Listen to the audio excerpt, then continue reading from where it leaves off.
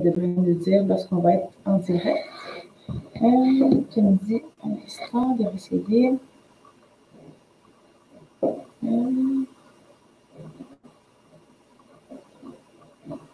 Je crois que ça fonctionne. Ça me dit qu'on est en live. J'ai un live depuis 15 secondes. Super. On peut faire des grimaces. Terminé. Je vais juste valider sur ma page qu'on est bien connecté. Et nous sommes en live aussi sur ma page. Super. Parfait. Moi, je vois les gens qui se connectent. Je sais que vous ne le voyez pas à l'écran, mais moi, je vais avoir un bilan de tous ceux qui se connectent. Puis, j'ai accès à tous les commentaires de toutes nos pages en même temps pour pouvoir répondre en direct aux gens aussi. Parfait. Bon, et super, on a déjà 25 personnes avec nous. Alors, on est pile à l'heure, à 19h30. Et bonsoir à tous. Merci de vous joindre à nous. Donc, je vois le nombre de personnes qui se connectent. Donc, peut-être qu'on peut leur laisser une minute ou deux pour se connecter. Rapidement, je pense qu'il y avait des gens qui nous attendaient. Là, ça monte, on est déjà comme à presque 50. Wow. Donc, je pense que c'est un sujet que les gens avaient hâte de discuter. Oui, puis en plus, on a traité ce sujet-là la semaine dernière, moi et Joël, puis il y avait toujours environ 120 personnes connectées pendant près de 2 heures. Donc, je pense que oui, c'est un sujet d'intérêt. Alors, pour ceux qui ne me connaissent pas, je m'appelle Caroline Poirier, je suis intervenante psychosociale et je suis aujourd'hui avec Manon. Je ne sais jamais, Manon, s'il faut que je dise Manon Guérin ou Manon Rivard. J'ai trop de noms, famille. Manon Rivard, qui est maman, rédactrice et auteure du livre Flirtez-vous avec la cyberdépendance et Flirtez-vous avec le burn-out familial. Parental, pardon. Et avec Joël Monzé, qui est docteur en neurosciences et qui porte à peu près 120 autres titres à côté. On va s'en tenir à docteur en neurosciences. Et on va être avec vous ce soir, en fait, pour parler des astuces pour aider les familles, justement, à gérer le temps d'écran. Et surtout parce qu'en cette période de confinement, bien, on sait que dans la plupart des familles, le temps d'exposition a augmenté. Et sans culpabiliser, c'est le cas aussi chez moi. Donc, on va en discuter ce soir. Puis surtout, on va être très pratico-pratique. On va se trouver des astuces concrètes pour vraiment s'aider, pour que ça réponde surtout à nos besoins, mais aussi à notre réalité. Plusieurs parents sont en télétravail. Donc, on va voir de quelle façon on peut essayer d'arrimer le travail, la famille et la gestion des écrans. Alors, je vous ai présenté très sommairement, mais j'aimerais que vous preniez le temps de vous présenter et surtout de me parler aussi de votre famille. Alors, Manon, tu pourrais commencer? Ben moi, j'ai 2 petits cocos de 6 ans et 3 quarts. Le 3 quarts est important à cet âge-là. Et de 8 ans. Je suis journaliste de formation. Donc, qu'est-ce qui m'a amené là? C'est la curiosité. Et ma curiosité a explosé en devenant maman parce qu'il y avait d'autres choses à découvrir. C'est ce qui m'a amené à vraiment fouiller sur le burn-out parental et la cyberdépendance. Moi aussi, c'est un défi en ce moment, les écrans, parce que, ben, on a 2 cocos occupés, on peut faire du télétravail, c'est plus facile quand ils sont devant les écrans, ils sont plus calmes, ça me donne du répit en tant que parent. Donc, je suis là pour essayer de voir, peut-être offrir quelques astuces aux parents. Super. À ton tour, Joël. À mon tour, mais moi, je voudrais juste dire au fait, les mesdames, c'est que vous étiez toutes les deux conférencières au colloque, au premier colloque cerveau et psychologie en novembre dernier. Donc, j'avais eu le bonheur de pouvoir vous compter parmi les conférencières qui étaient venues partager leurs expériences. Donc, je vous redis une nouvelle fois merci. Et puis, ceux qui souhaiteraient écouter ces 2 extraordinaires conférencières, vous pouvez vous rendre sur la page cerveaupsychologie.com. Les vidéos sont encore disponibles pour pouvoir écouter ces 2 dames. Donc, voilà. Donc, que voulais-tu savoir, Caroline?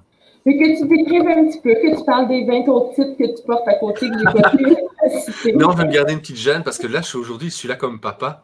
Avant toute chose. Donc, comment est-ce qu'on gère les choses quand on est papa? Moi, je suis papa d'un garçon qui a 10 ans, de 2 adolescents qui en ont 15. En fait, je suis le beau-père de ces 2 ados-là. Donc, c'est certain qu'il y a beaucoup d'enjeux pour le moment. Et c'est certain qu'il y en a un qui est dans une école privée, les 2 autres sont dans une école publique, ce qui modifie aussi la manière dont l'encadrement scolaire va se faire et l'utilisation des écrans. Donc là, je crois que ça va faire partie des éléments qui pourraient être utiles, en fait, en fonction de la discussion. Super. Puis moi, j'ai parlé de moi rapidement, mais j'ai aussi 2 enfants. Donc, Mégane qui va avoir 5 ans là, dans près d'1 mois et Jade qui a 21 mois. Et c'est donc pas d'école à la maison pour nous. Mégane va à la prématernelle 3 matins par semaine, mais on continue à créer des activités de stimulation à tous les jours. Puis tantôt, je disais justement avant le live que je ne suis pas du tout une bonne enseignante pour ma fille. Donc, c'est plus facile quand c'est d'autres personnes que moi qui lui enseignent des choses. Mais tu sais, Caroline, j'ai beau avoir un bac en enseignement, je ne suis pas la personne qui va enseigner à mes enfants. Okay? Mon rôle de papa prime sur le reste. Ça ne veut pas dire que s'il me pose une question, je ne peux pas y répondre, mais pour moi, c'est certain que je ne voulais pas avoir un autre rapport avec mes enfants que celui du parent. Et même si on a fait, par exemple, 2 ans l'école à la maison avec notre plus jeune, on avait engagé une tutrice pour les aspects d'apprentissage. Par contre, je vais faire d'autres types d'apprentissage qui sont plus collés à la vie de tous les jours. Donc, ça va être l'intégration de ce qu'on apprend au niveau de l'école dans la vie de tous les jours, que ce soit pour la gestion de nos chevaux, la construction d'une écurie ou des éléments comme ça, pour que les jeunes puissent en fait développer d'autres habiletés ou comprendre en tout cas les aspects théoriques qu'ils apprennent à l'école. Puis, Joëlle, en fait, je te relancerai sur la semaine dernière, en fait, quand on a eu l'occasion de faire un live sur les écrans, tu expliquais, en fait, que tu as maintenant comme catégorisé 3 types d'utilisation d'écran, puis ça a énormément suscité d'intérêt. Donc, peut-être qu'on pourrait partir la présentation avec cette information-là, parce que je pense que ça a aussi beaucoup rassuré des parents de savoir que tout type d'utilisation n'est pas néfaste en soi. Non, en fait, les écrans, c'est toujours comme on utilise la voiture. Si j'utilise la voiture, bon, ici, j'habite dans les Laurentides, je vais voir Manon en passant par chez toi, Caroline. Ma voiture, elle est utile. C'est ce qui me permet de me déplacer et de pouvoir réaliser certaines activités qui font partie de la vie, que ce soit au niveau du loisir ou au niveau, comment dire, de ma vie professionnelle. Par contre, si je prends ma voiture pour faire 500 mètres pour aller chercher une panne de lait, là, je devrais me poser des questions. Si je suis incapable de faire quoi que ce soit sans mon auto, ou si j'utilise ma voiture et je roule beaucoup trop vite dans le village où j'habite, c'est là qu'on a un problème. Donc, vraiment voir en fait l'écran comme étant un bon usage, un usage à faire attention et un usage qui est probablement potentiellement problématique. Alors, si je reviens en fait sur les 3 types de situations dans lesquelles on est, c'est que quand on regarde un film, qu'on se distrait, qu'on fait une activité familiale autour d'un écran, ben, ça fait partie de la vie. Okay? Le tout, c'est d'essayer de ne pas en abuser. Il y a les écrans de travail. Si j'écris un livre, comme vous deux, c'est certain que les écrans vont être très utiles. Là aussi, ça va être à considérer. C'est du travail. Je peux faire une recherche sur, sur l'ordinateur, me documenter, aller chercher un article scientifique ou aller lire un article plus populaire pour vulgariser des thématiques. Donc, ce sont des éléments de travail, comme nos jeunes qui éventuellement font des travaux pour leurs professeurs à un moment donné ou à un autre. Et puis, la 3e catégorie que j'ai rajoutée, en fait, la semaine dernière, c'est le côté social. Nos jeunes, on calculait tantôt, ça fait 42 jours qu'ils n'ont plus vu leurs amis. J'aurais envie de dire pire pour nos adolescents et surtout nos adolescents qui sont en couple. Tu sais, tu as plein de jeunes qui ont 15 ans, 16 ans, 17 ans, qui n'ont plus accès à leur amoureux, à leur amoureuse, et le seul lien qu'ils ont, c'est FaceTime, Skype ou tout autre messenger qui leur permet minimalement de se voir. Donc, dans ce sens-là, l'utilisation est importante. La même chose, il vaut mieux ne pas visiter nos grands-parents pour l'instant. Donc, à ce moment-là, de pouvoir utiliser des plateformes qui permettent de prendre, comment dire, un apéritif avec des amis ou de voir les grands-parents, de maintenir un contact social, ça fait partie des choses aussi. Si je ne fais que ça, si toute ma journée, je suis devant un écran et que je ne vois même pas qu'il y a eu un beau soleil aujourd'hui, là, je commence à voir, je vais être en difficulté.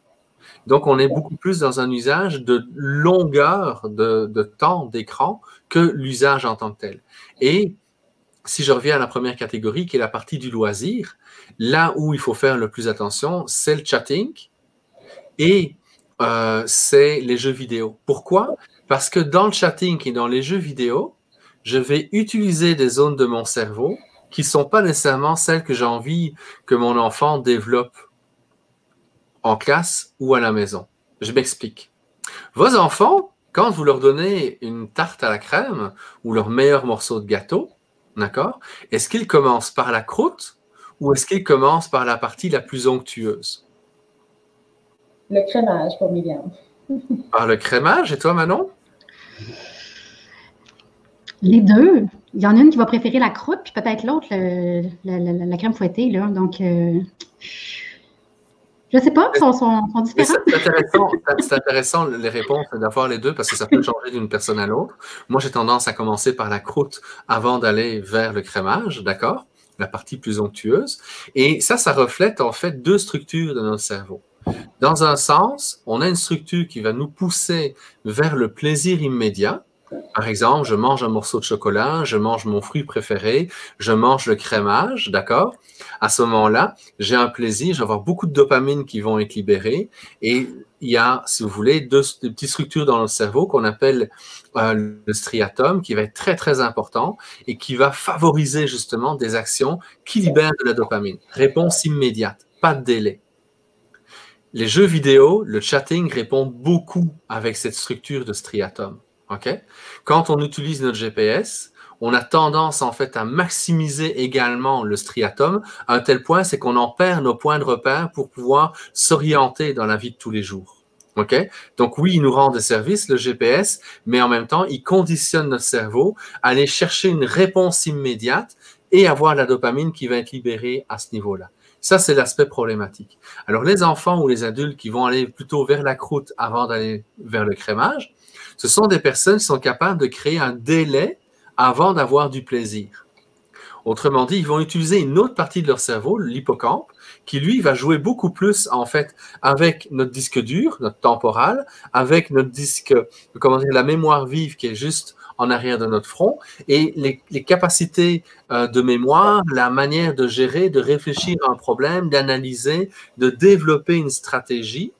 D'accord? Tout ça va se passer beaucoup plus au niveau frontal et va requérir en fait l'hippocampe. Donc, quand je suis trop sur des réseaux sociaux ou trop sur des jeux vidéo ou trop sur mon GPS pour pouvoir me déplacer, je maximise en fait le striatum et la réponse immédiate en termes de dopamine. Quand je suis capable de délayer un plaisir, de délayer une récompense, à ce moment-là, je vais utiliser la partie plus de l'hippocampe pour pouvoir être capable justement d'organiser ma pensée, de planifier les choses, de développer une stratégie. Tu sais, un général à l'armée, on a besoin qu'il utilise son hippocampe. Il doit avoir une idée générale de ce qui se passe et éventuellement commander les différents corps de son armée pour éventuellement gagner. Mais le soldat, s'il utilise cette section-là de son cerveau, il va se faire tuer. Il n'y a presque aucune chance. D'accord? Lui, il a besoin que son striatum soit super efficace. D'accord? Et à ce moment-là, il va avoir une réponse immédiate et il va être beaucoup plus aguerri pour survivre sur un champ de bataille. Donc, quand on a un enfant qui est beaucoup trop sur les réseaux sociaux ou sur des jeux vidéo, on stimule à l'intérieur de son cerveau des zones qui sont très utiles au combat ou à la chasse, mais qui font désordre dans une maison ou dans une classe. Parce qu'il y a moins la capacité de réfléchir, moins la capacité de s'analyser, moins la capacité de se voir aller. Et il y a une chercheuse aux États-Unis qui commence en fait à démontrer que la partie du cortex, justement préfrontal, qui est très importante en fait pour la réflexion, les conduites sociales, la planification et autres, en fait, à partir de 2 heures d'écran de type jeu vidéo et chatting, son épaississement commence à ralentir, ok? Et à partir de 7 heures par jour d'usage des écrans, loisirs ou chatting et autres, on va à ce moment-là avoir une réduction de la taille en fait du préfrontal, ce qui risque en fait de conduire des conditions d'Alzheimer de manière très très précoce. Autrement dit, si je reviens en fait avec les 3 manières d'utiliser les écrans, d'un côté je travaille, ok, je suis capable de délayer mon plaisir, je suis capable de pouvoir me mobiliser. À ce moment-là, j'utilise le préfrontal, j'utilise l'hippocampe, parfait. Si je suis dans les jeux vidéo et dans le chatting, j'utilise le striatum et à ce moment-là, je vais minimiser l'efficacité en fait de mon préfrontal dont j'ai besoin pour pouvoir devenir une personne qui utilise tout son potentiel en société. Et à choisir entre un chatting ou un échange entre les jeunes dans les jeux coopératifs en travers les jeux vidéo, mais il est préférable à ce moment-là d'avoir l'utilisation Messenger, FaceTime, Zoom et autres pour qu'il y ait un contact réel avec la personne, ce qui est beaucoup plus apaisant que le chatting quand on essaye de répondre le plus rapidement possible ou que on passe de l'un à l'autre aussi parce que parfois il y a 3-4 conversations qui sont en parallèle et ça crée un état de stress assez important qui va de nouveau stimulus striatum, réponse immédiate et au moment où j'arrête, je suis en crise parce que je manque de dopamine. Et ça peut rester pendant 2 à 3 jours, cet état de manque de dopamine. Et c'est là que ça amène beaucoup de crises, en fait, dans nos familles au moment où papa et maman commencent à mettre des limites à leur enfant. C'est vraiment, vraiment intéressant. Puis j'ai reçu déjà des questions que je pourrais te relancer à la fin. Puis même comme on l'avait annoncé, on va répondre aux questions de 20h30 à 21h, ce qui va nous permettre de garder un cours plus fluide. Mais c'était super intéressant. Merci. Merci, Joël. Avec grand plaisir. Si je peux te relancer, Manon, sur le sujet. En fait, comme tu as écrit un livre, Flirtez-vous avec la cyberdépendance, je sais que tu as fait beaucoup de recherches pour pouvoir, pour l'écrire, pour te documenter. Puis, j'aimerais ça que tu nous racontes brièvement ce que tu as découvert, pourquoi tu t'intéresses au sujet, puis qu'est-ce que tu as découvert à travers les recherches que tu as faites. J'avais vraiment d'abord et avant tout un besoin de comprendre, tu sais, pourquoi j'avais des écrans partout dans ma vie. Pourquoi le soir, mon premier réflexe était de retrouver Netflix ou Club Illico. Pourquoi j'étais toujours sur mon téléphone, je ne sais pas, à l'heure du souper, à la place d'être avec les enfants. J'avais aussi besoin de comprendre cette petite tempête qui se levait de mes enfants après un moment de télé. J'avais besoin de comprendre les crises de colère aussi de mes enfants quand c'était terminé le moment de tablette. Donc, je sentais qu'il y avait quelque chose qui clochait dans ma famille en lien avec les écrans, mais avant d'être capable d'accompagner mes enfants, j'avais besoin de comprendre qu'est-ce qui se passe dans ma tête, qu'est-ce qui se passe dans mon corps. Et un des sages conseils que m'a donné Joël, parce que c'était une des premières personnes que j'ai contactées, il m'a dit, mais Manon, il dit, est-ce que tu donnes de l'alcool à tes enfants? Je suis comme, ben non, Joël, je fais pas ça, tu sais. Il dit, pourquoi tu n'en donnes pas? Je dis, parce que, il me semble que c'est pas bon pour leur cerveau, il me semble que ça prend 18 ans. Donc, tu sais, il dit, il dit, tu as des arguments, hein? Tu sais pourquoi c'est important que tes enfants ne prennent pas d'alcool. Donc, à partir du moment que tu sais que les écrans de loisirs ne doivent pas prendre toute la place et pourquoi ces écrans-là de loisirs ne doivent pas prendre toute la place, tu vas avoir des bons arguments puis tu vas savoir que dans le fond, les règles que vous allez mettre au sein de la famille, seront les bonnes. Donc, à partir du moment que, on s'est éduqué, on s'est informé sur le sujet, je pense qu'on peut juste prendre un bon chemin familial puis se donner des bons défis.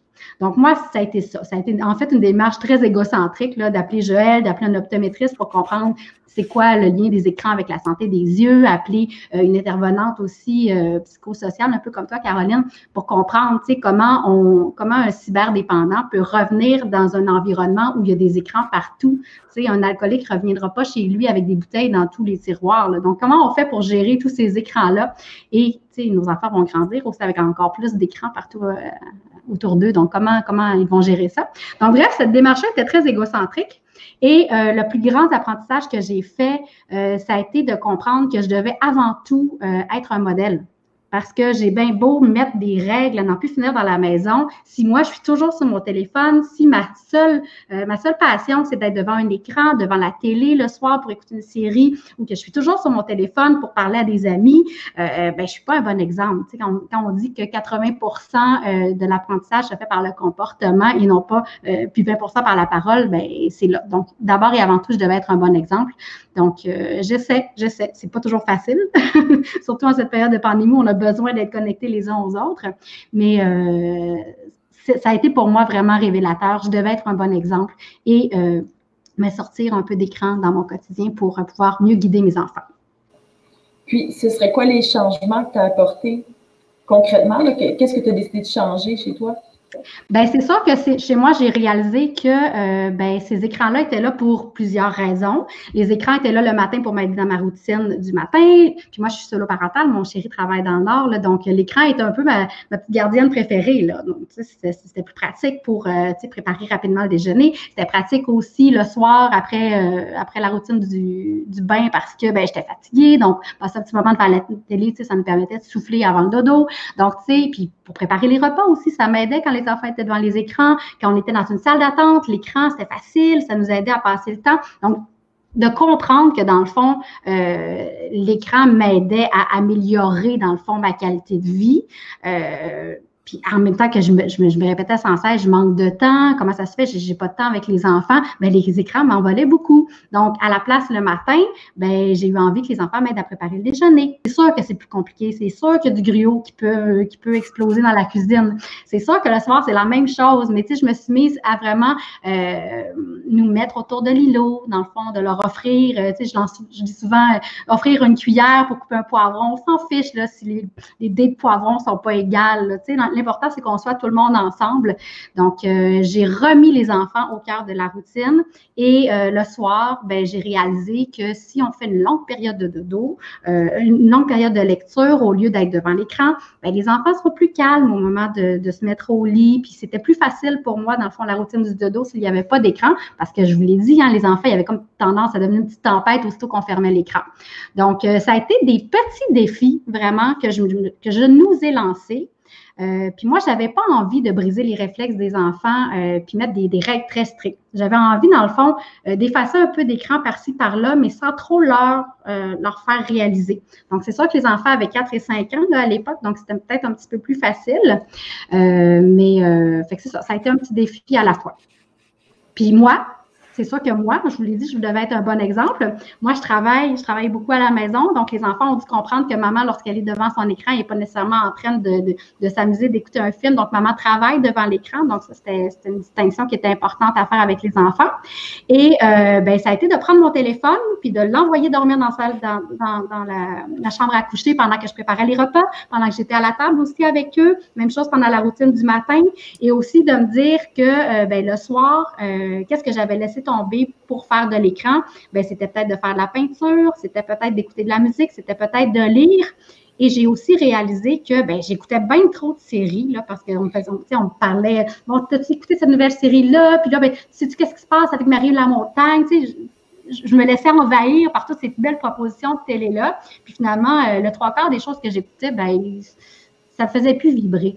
Alors que lorsque j'ouvre un livre et que je pars en voyage avec un auteur, je me couche vraiment satisfaite. Puis le lendemain matin, j'ai encore plus d'énergie parce que c'est ça, j'ai vraiment passé un temps précieux là, finalement avec moi-même.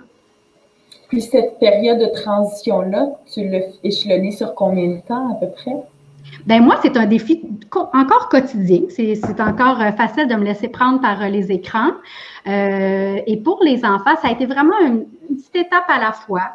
Ça a été de me dire, OK, la tablette, c'est sûr que si elle traîne toujours dans le salon, les enfants vont vraiment avoir envie d'y aller. Donc, c'est de me dire, OK, la tablette, elle peut dormir quelque part. Même chose, le matin, les enfants avaient vraiment le réflexe d'ouvrir la télé, là, aussitôt puis tu sais, c'est pratique parce que s'ils se lèvent tôt, allez, tu sais, go les petits bonhommes, ça va nous permettre de dormir un petit peu plus longtemps.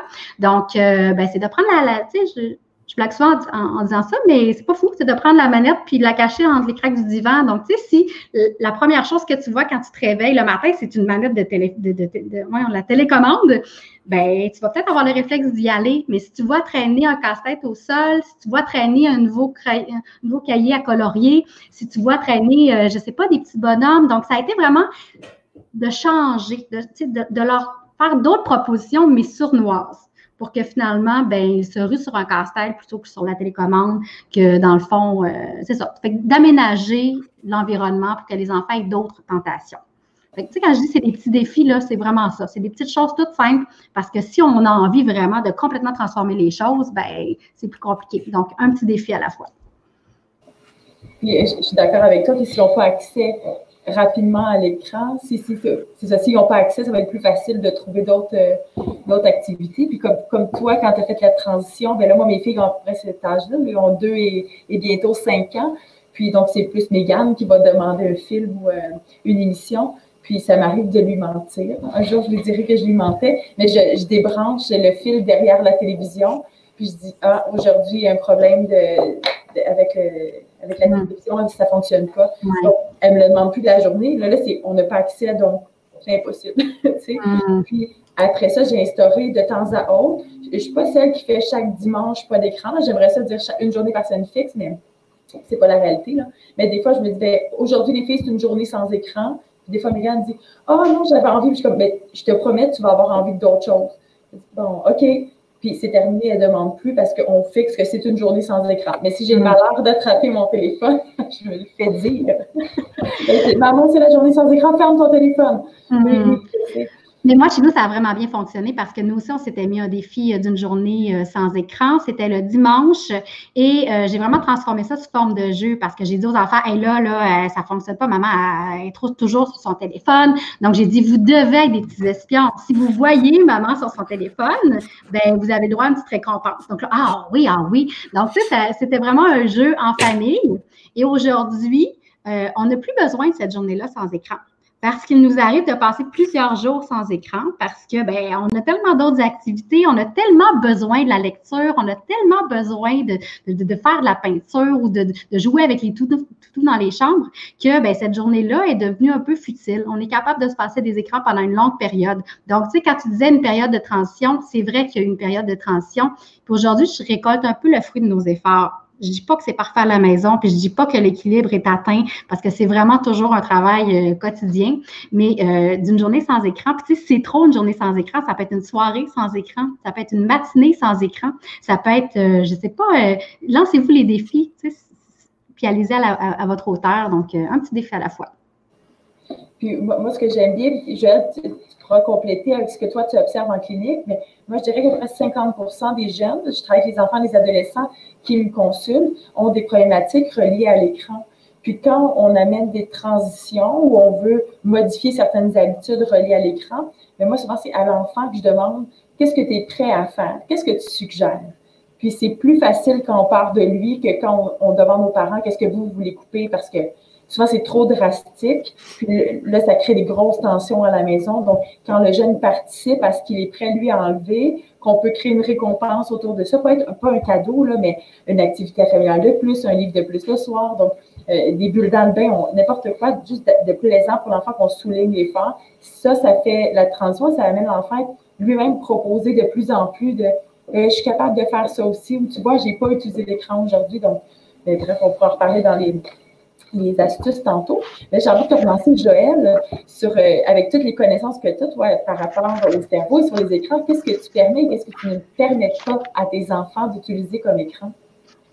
Mais écoute, la première chose, c'est que c'est certain que j'ai vu les enjeux dans ma pratique clinique avant d'avoir des décisions à prendre comme parent.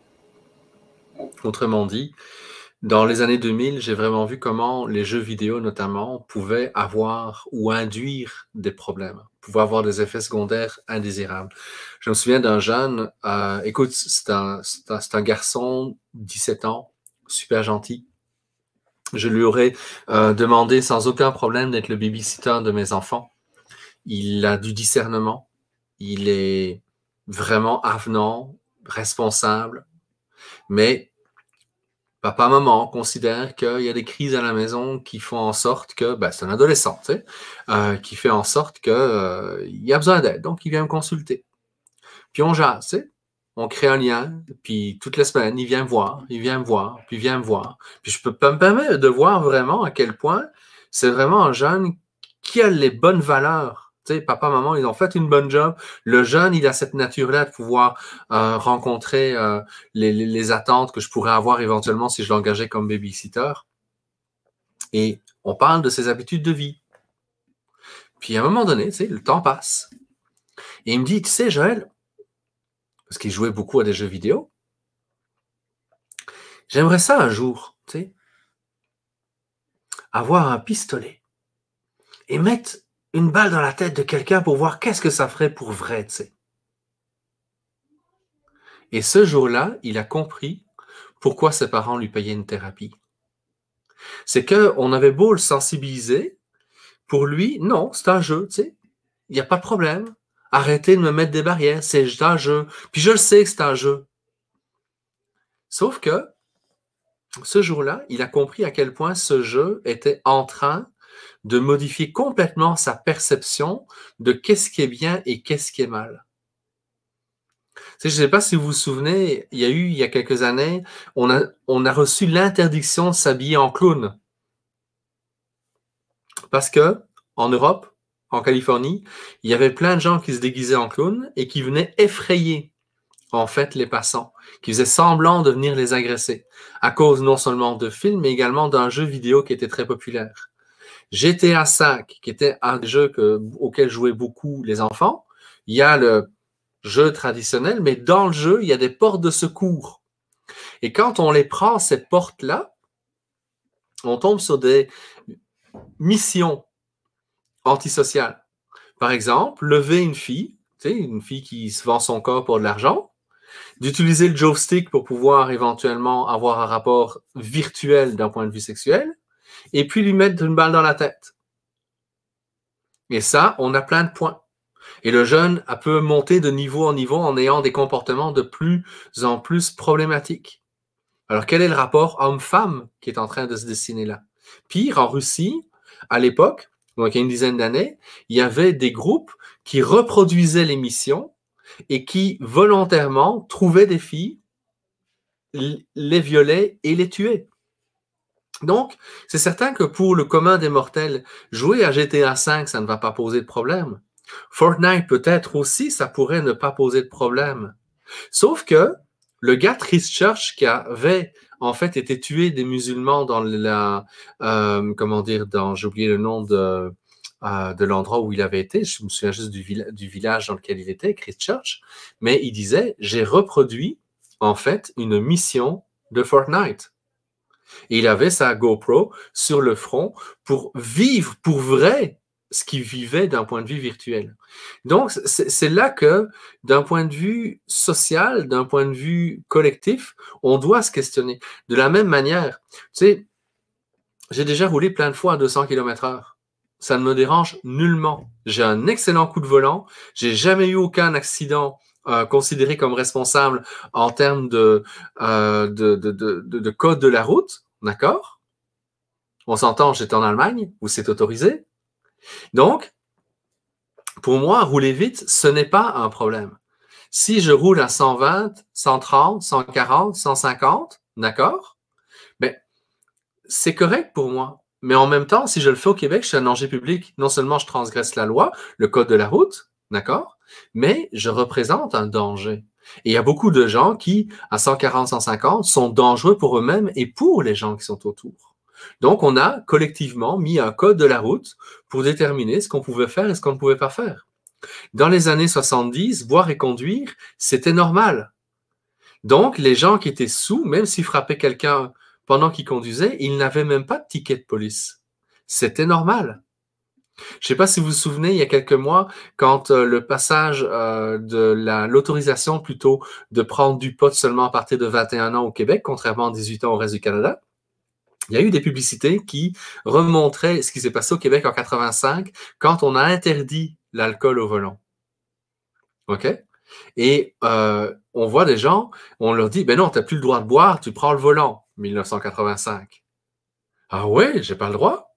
Puis on voit la même scène, hey, si tu prends du pot, donc 2019-2020, tu n'as pas le droit de prendre le volant.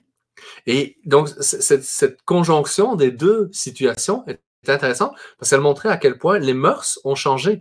Et quand les mœurs des gens changent, on peut mettre à ce moment-là une loi. Et aujourd'hui, c'est criminel que de prendre le volant et éventuellement, en ayant bu trop et éventuellement d'avoir malheureusement tué quelqu'un. Donc, il faut qu'on ait une évolution en fonction des risques.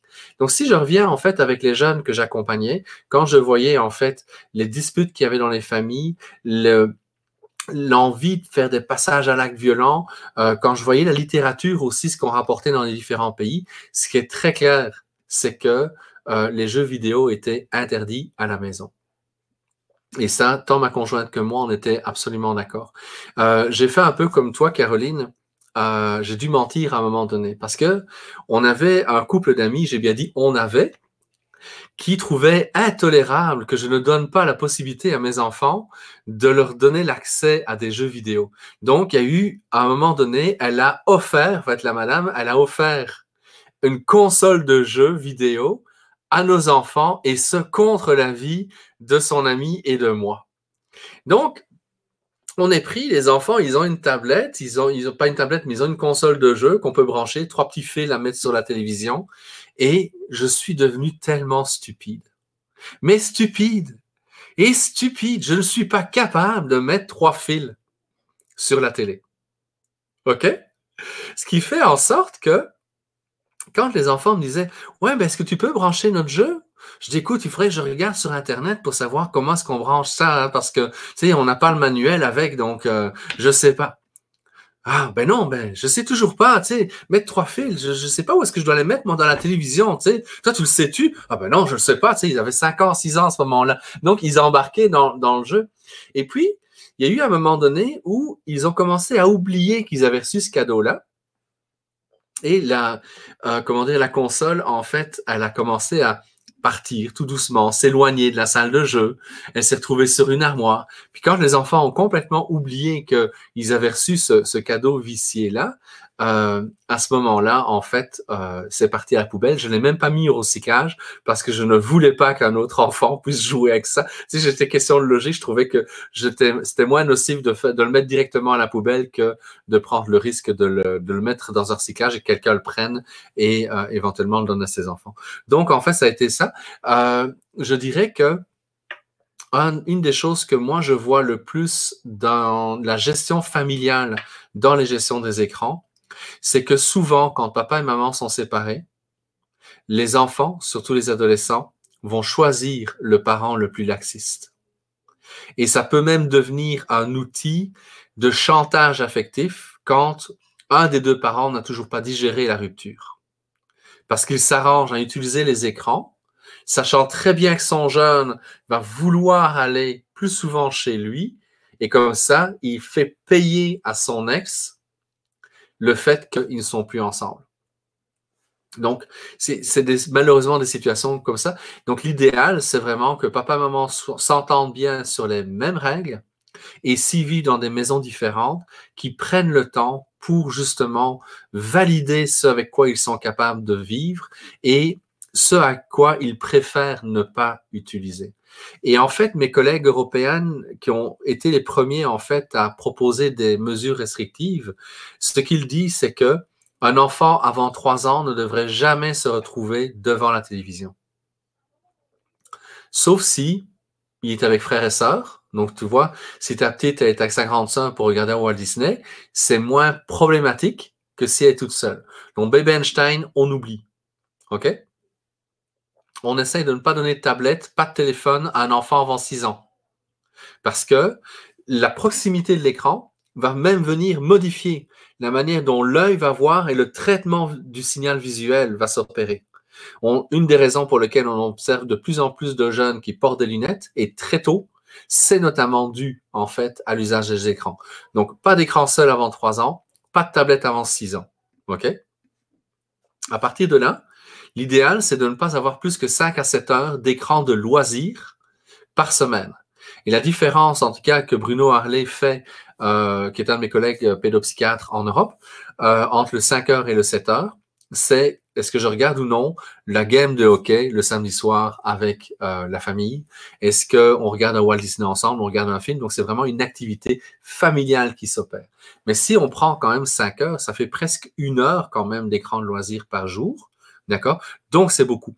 Il se peut qu'il y ait une tempête de neige, il y a de la pluie verglaçante, c'est dangereux de sortir de la maison.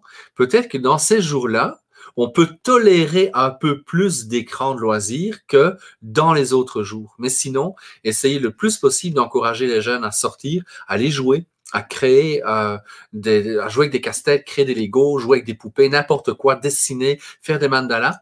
Parce que Tristan Demers, je pense que vous le connaissez aussi tous les deux, a fait des liens en fait entre la perte en fait de la créativité et l'usage des écrans à tout crin. Donc là aussi, on va avoir des effets secondaires sur le développement du cerveau où l'enfant perd le plaisir de créer ou l'envie même de créer.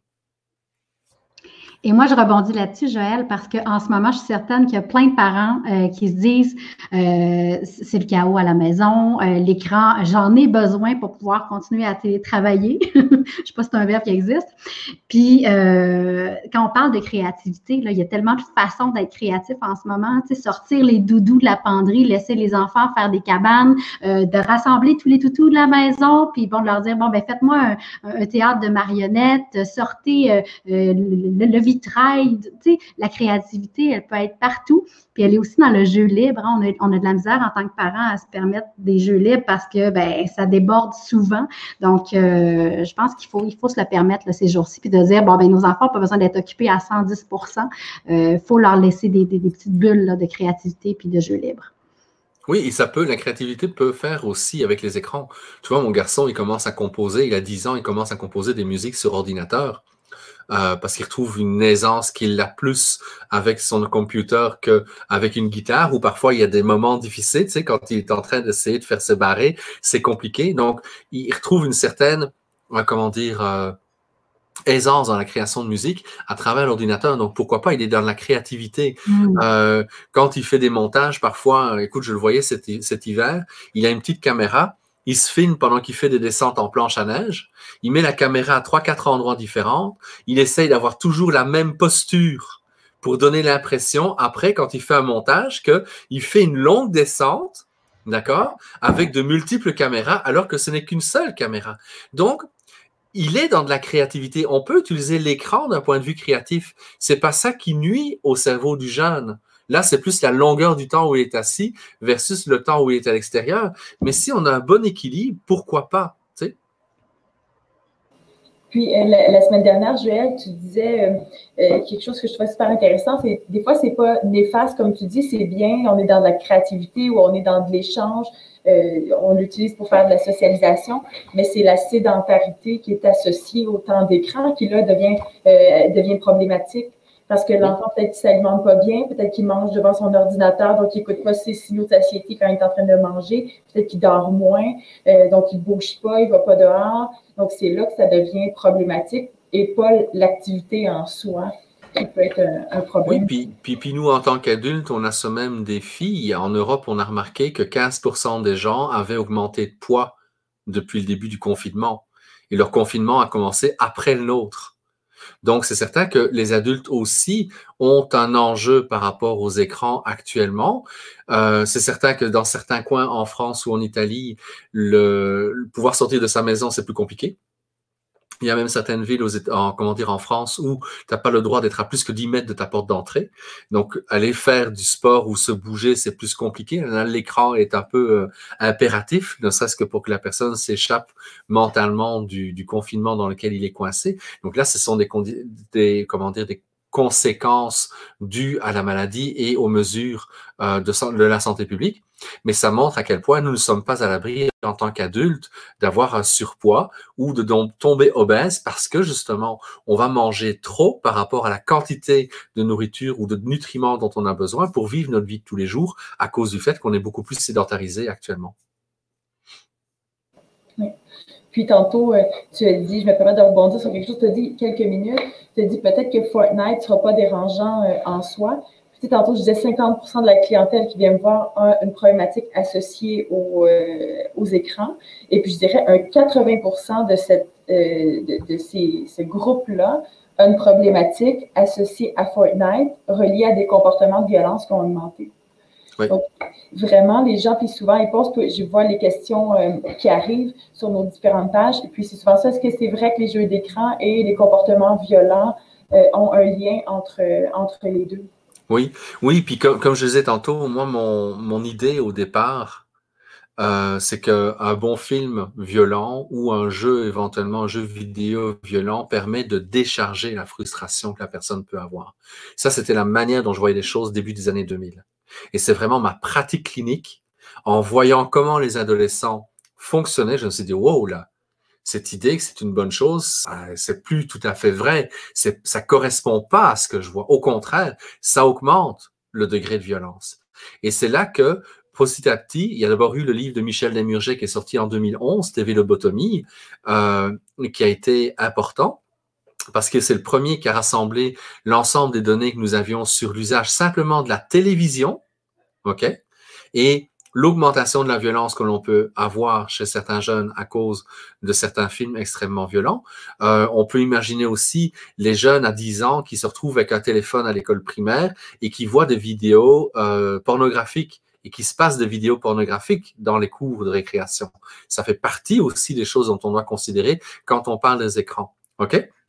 Donc, si je reviens avec l'autre, puis alors à un moment donné, j'étais en train de préparer le livre, le troisième livre de la série Neurosciences et psychothérapie, et je suis rentré en contact avec Bruno Harley et Sabine Duflo, qui ont créé des cliniques en fait de traitement de la cyberdépendance. Et en fait, eux ont signalé les effets dans le cerveau des jeux vidéo.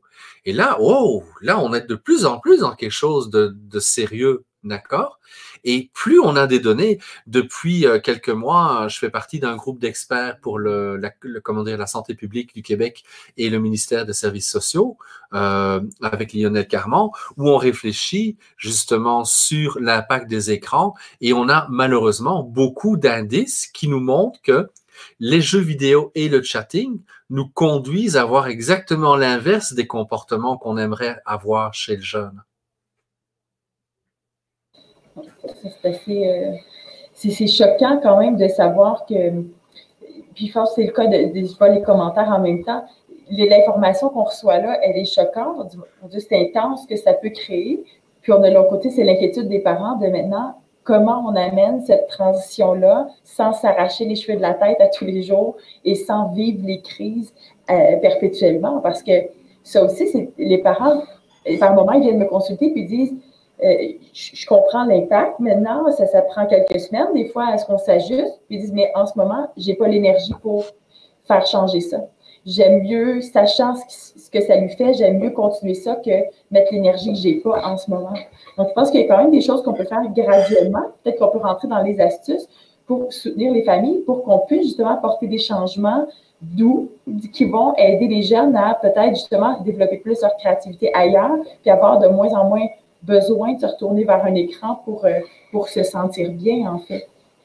Mais tu vois, c'est là qu'on a un aspect problématique, c'est que si notre jeune de 10 ans prenait une ligne de coke, on interviendrait. Si on voyait notre jeune de 11 ans caler une bouteille de whisky, on interviendrait. Si on voyait un paquet de comportements avec ce qui est vraiment ancré pour nous comme étant des mœurs portant préjudice aux jeunes, d'accord, on interviendrait beaucoup plus. Donc, je crois que le parent, oui, je peux comprendre et je respecte le fait que parfois il se sente dépassé, OK? Mais ça demande un effort et ça demande à reconsidérer notre manière de fonctionner. Et l'idée n'est pas de se culpabiliser. Tu sais, tantôt, tu parlais, Manon, de l'exemple avec l'alcool. Moi, j'adore prendre en conférence un exemple de mon grand-père. Quand j'avais 7 ans, tu sais, je suis l'aîné de 3 garçons. Moi, les siestes, il fallait déjà pas plus m'en demander à partir de 2 ans. Alors, à 7 ans, m'en demande pas plus. OK? Mais j'avais 2 petits frères. Et mes grands-parents, eux, ils désiraient faire une sieste. Donc, si j'étais calme quand mes grands-parents nous gardaient tous les 3, pendant la sieste, qui pouvait durer 1 heure et demie, que je lisais, que je jouais avec mes voitures, avec mes Legos et tout ça, eh bien, mon grand-père me donnait 1 once de bière. On était en 75, OK? Je pense pas qu'il y ait aucun grand-père qui ferait ça aujourd'hui. Mais c'était la normalité. Et lui, le fait de me donner 1 once de bière, ben, c'était la récompense pour s'assurer que je respecte sa sieste, la sieste de ma grand-mère et de mes 2 frères. Donc, c'est là, et puis Manon, tu le disais très bien aussi, l'écran, ça te permettait de faire des choses, ça te permettait d'organiser les routines et ainsi de suite. Donc, c'est là qu'il faut prendre conscience, en fait, comme parents, que l'écran nous rend tellement, en fait, de service que c'est pas notre jeune qu'on ne veut pas remettre en question. C'est notre propre manière de voir les écrans et les avantages indirects que l'écran nous donne. Et en fait, l'objectif, c'est pas qu'on se sente mal ou qu'on se sente coupable, bien que, tu sais, quand on se sent un peu coupable, ça veut dire qu'on a tourné un coin rond. Ça veut dire que on sait qu'on a fait quelque chose qu'il vaudrait mieux ne pas refaire. Donc, on se sert de notre culpabilité pour dire, OK, je ferai mieux la prochaine fois. Donc, on ne se tape pas sur la tête, mais on est conscient que nos choix ont des impacts et que ces impacts ne sont peut-être pas aussi directs. Alors, on s'entend que prendre une cuite avec du whisky ou prendre une ligne de coke à 11, 12, 13 ans, c'est moins grave que de jouer aux jeux vidéo. Mais l'idée, c'est vraiment de comprendre qu'on va faire une intervention quand on trouve que l'activité est dangereuse. Donc, on se sensibilise, on prend conscience de qu'est-ce que l'écran nous apporte à nous personnellement, qu'est-ce qu'on pourrait faire autrement, et puis après, on sensibilise le jeune. Quand le jeune commence à comprendre ce que ça fait dans son cerveau, quand le jeune commence à comprendre que les crises qu'il a sont le moment où on arrête l'écran, que le jeune se sent réassuré par son parent. Je suis pas là pour te nuire, je suis pas là pour te faire de la peine, je suis pas là pour te faire du mal, je suis là pour t'aider à grandir. Et là, pour l'instant, il y a quelque chose qui va à l'inverse de tout ce qu'on fait ailleurs en termes d'éducation et de scolarisation pour toi. Et alors, à partir de là, eh bien, on va peut-être progressivement sensibiliser le jeune. Et je te dirais que les papas sont aussi à sensibiliser. Pourquoi? Parce que les jeux vidéo sont plus présents chez les hommes que chez les femmes, y compris les parents. Mais par contre, mesdames, combien de temps passez-vous sur votre téléphone? Combien de temps les mamans sont en train de chatter avec leurs copines? Combien de fois par jour est-ce qu'elles envoient un texto à leur amoureux parce qu'elles ont besoin de ce contact fréquent avec leur amoureux? Donc, si moi-même, mon usage est disproportionné par rapport à ce que je voudrais, mais c'est là que je vais avoir de la difficulté à mettre des limites à mes enfants parce que j'ai de la misère à m'en mettre à moi-même. Et c'est là qu'on revient à tout ce que tu disais tantôt, Manon. Donc, c'est une démarche, c'est un outil. Apprenons à bien l'utiliser. Puis, je me permets de poursuivre sur ta lancée, Joël. Sensibiliser l'enfant, c'est absolument le point de départ, se sensibiliser comme adulte aussi. Mais je pense que la suite logique à se sensibiliser après, c'est de se responsabiliser comme adulte, au sens où plusieurs parents me disent « mais je l'explique à mon enfant, il sait, puis j'arrête pas de lui expliquer, puis il veut pas arrêter ». Puis là, je réponds aux parents, mais c'est pas l'enfant à choisir que c'est le temps d'arrêter. C'est aux parents à se positionner puis à dire, ben, par exemple, le jeu de Fortnite n'est pas toléré dans la maison. Je vais pas demander l'avis de mon enfant de 7 ans, savoir, est-ce que tu veux, s'il te plaît, arrêter d'y jouer? Je sais que c'est pas bon pour toi. L'enfant, non, il va vouloir. Puis après, ça devient une guerre de qui décide maintenant. On n'est plus centré sur l'écran, mais sur qui a le pouvoir de décider à quoi je peux jouer. Quand les limites sont très claires, dire, ben, peut-être que le parent veut qu'il joue aux jeux vidéo, mais que des jeux de violence, c'est interdit. Je t'explique pourquoi, mais après, je suis super cohérent entre ce que j'enseigne et ce que je fais, parce que sinon, c'est très difficile de dire à l'enfant, mais c'est comme si je lui dis toujours, je veux que tu fasses attention à sa santé, je veux qu'on mange mieux à la maison, parce qu'on est tous en surpoids, par exemple, mais qu'à tous les jours, je mets un gâteau sur la table, puis je lui dis, ben, il ne revient qu'à toi de ne pas en manger si tu veux pas être en surpoids. Ça fait aucun sens. Oui, et ça, je te dirais que les écoles privées ont un rôle là-dedans parce que souvent, elles vont ramener la responsabilité aux jeunes et aux parents dans un âge où les jeunes ne sont pas encore prêts à dealer avec ça. Et c'est certain que c'est un idéal que le jeune se prenne en main. J'en doute pas que c'est un idéal. Là où il faut faire attention, c'est que le jeune, il est tenté.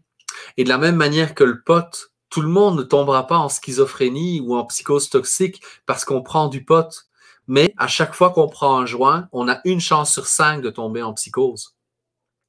Et même si on a fumé 15 fois, 100 fois, 200 fois du pot, il suffit malheureusement un jour d'avoir un état d'esprit beaucoup plus sombre parce qu'on a eu une mauvaise nouvelle, qu'on est dans une peine d'amour, pour que ce joint-là fasse la bascule à un moment donné. C'est un peu comme jouer à la roulette russe.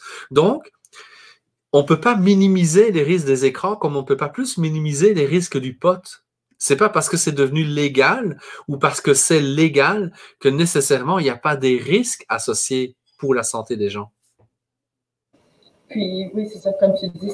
Mais ça, c'est toute une question après de quel impact on voit dans l'immédiat. Comme on ne voit pas l'impact maintenant, on dirait que c'est pas concret. Tu sais, je ne le vois pas avoir mal, je ne le vois pas avoir des difficultés. Oui, après, je peux avoir des crises, là, mais sur le coup, non. Donc, c'est pas évident de faire le lien entre les deux. Donc, je pense que ça peut expliquer des difficultés. Oui, puis au même titre que dans les années 50-60, il y a des médecins qui encourageaient de fumer. C'était normal, c'était les mœurs de l'époque. Quand moi, je suis arrivé au Québec, en 92, j'ai eu un choc culturel. On vendait des cigarettes dans les pharmacies. Ça n'avait pas de sens pour moi. Parce que ça, j'avais jamais vu ça en Europe. OK? Aujourd'hui, on s'en rappelle à peine qu'on vendait des cigarettes dans les pharmacies. Parce que les mœurs ont évolué, donc ça a permis à la loi de se mettre en place et de faire des restrictions pour que on encourage le moins possible les adultes à consommer en fait des cigarettes. Aujourd'hui, il faut que les cigarettes soient cachées derrière des armoires. Les paquets sont de plus en plus identiques, quelle que soit la marque, pour éviter justement une compétition. On ne peut plus avoir de publicité pour les événements sportifs ou culturels avec des marques comment dire, de cigarettes. Donc, les mœurs évoluent et la loi peut se mettre en place. Je pense qu'il va falloir à un moment donné que les mœurs évoluent au niveau de l'usage de nos écrans de loisirs et que collectivement, on se rende compte que, hey, on va faire un effort, puis entraidons-nous. Peut-être que tout seul, comme maman monoparentale ou papa monoparental, ou même comme couple, c'est difficile.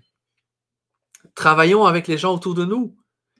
Mettons-nous des défis, aidons-nous des gens qui sont autour de nous, dans nos amis, nos frères, nos sœurs et ainsi de suite. Créons des communautés sans écran et vous allez vous rendre compte à quel point le fait que vous mettiez finalement des restrictions à vos enfants, il y a beaucoup de parents qui en mettent plus que ce que les jeunes vont dire.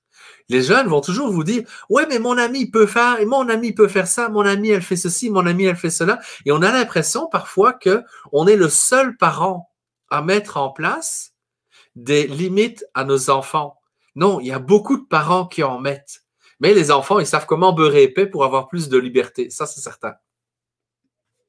Puis, avant on souhaite que ça devienne quelque chose de collectif, mais si on part de la maison, je sais, Manon, que tu as plein de trucs à nous donner, mais ce serait quoi, mettons, ton top 5 des trucs que tu partagerais aux familles pour les aider à ne pas paniquer en nous écoutant? Bien, j'ai essayé de recentrer ça beaucoup sur la pandémie pour faire des choses très simples, là, parce que ce que j'entends autour de moi, c'est je n'ai plus d'énergie. Je n'ai plus d'énergie pour planifier la journée du demain. Je n'ai plus d'énergie pour jouer la police parce que je suis déjà tannée de jouer la police. Donc, et je pense que ça doit être une responsabilité familiale.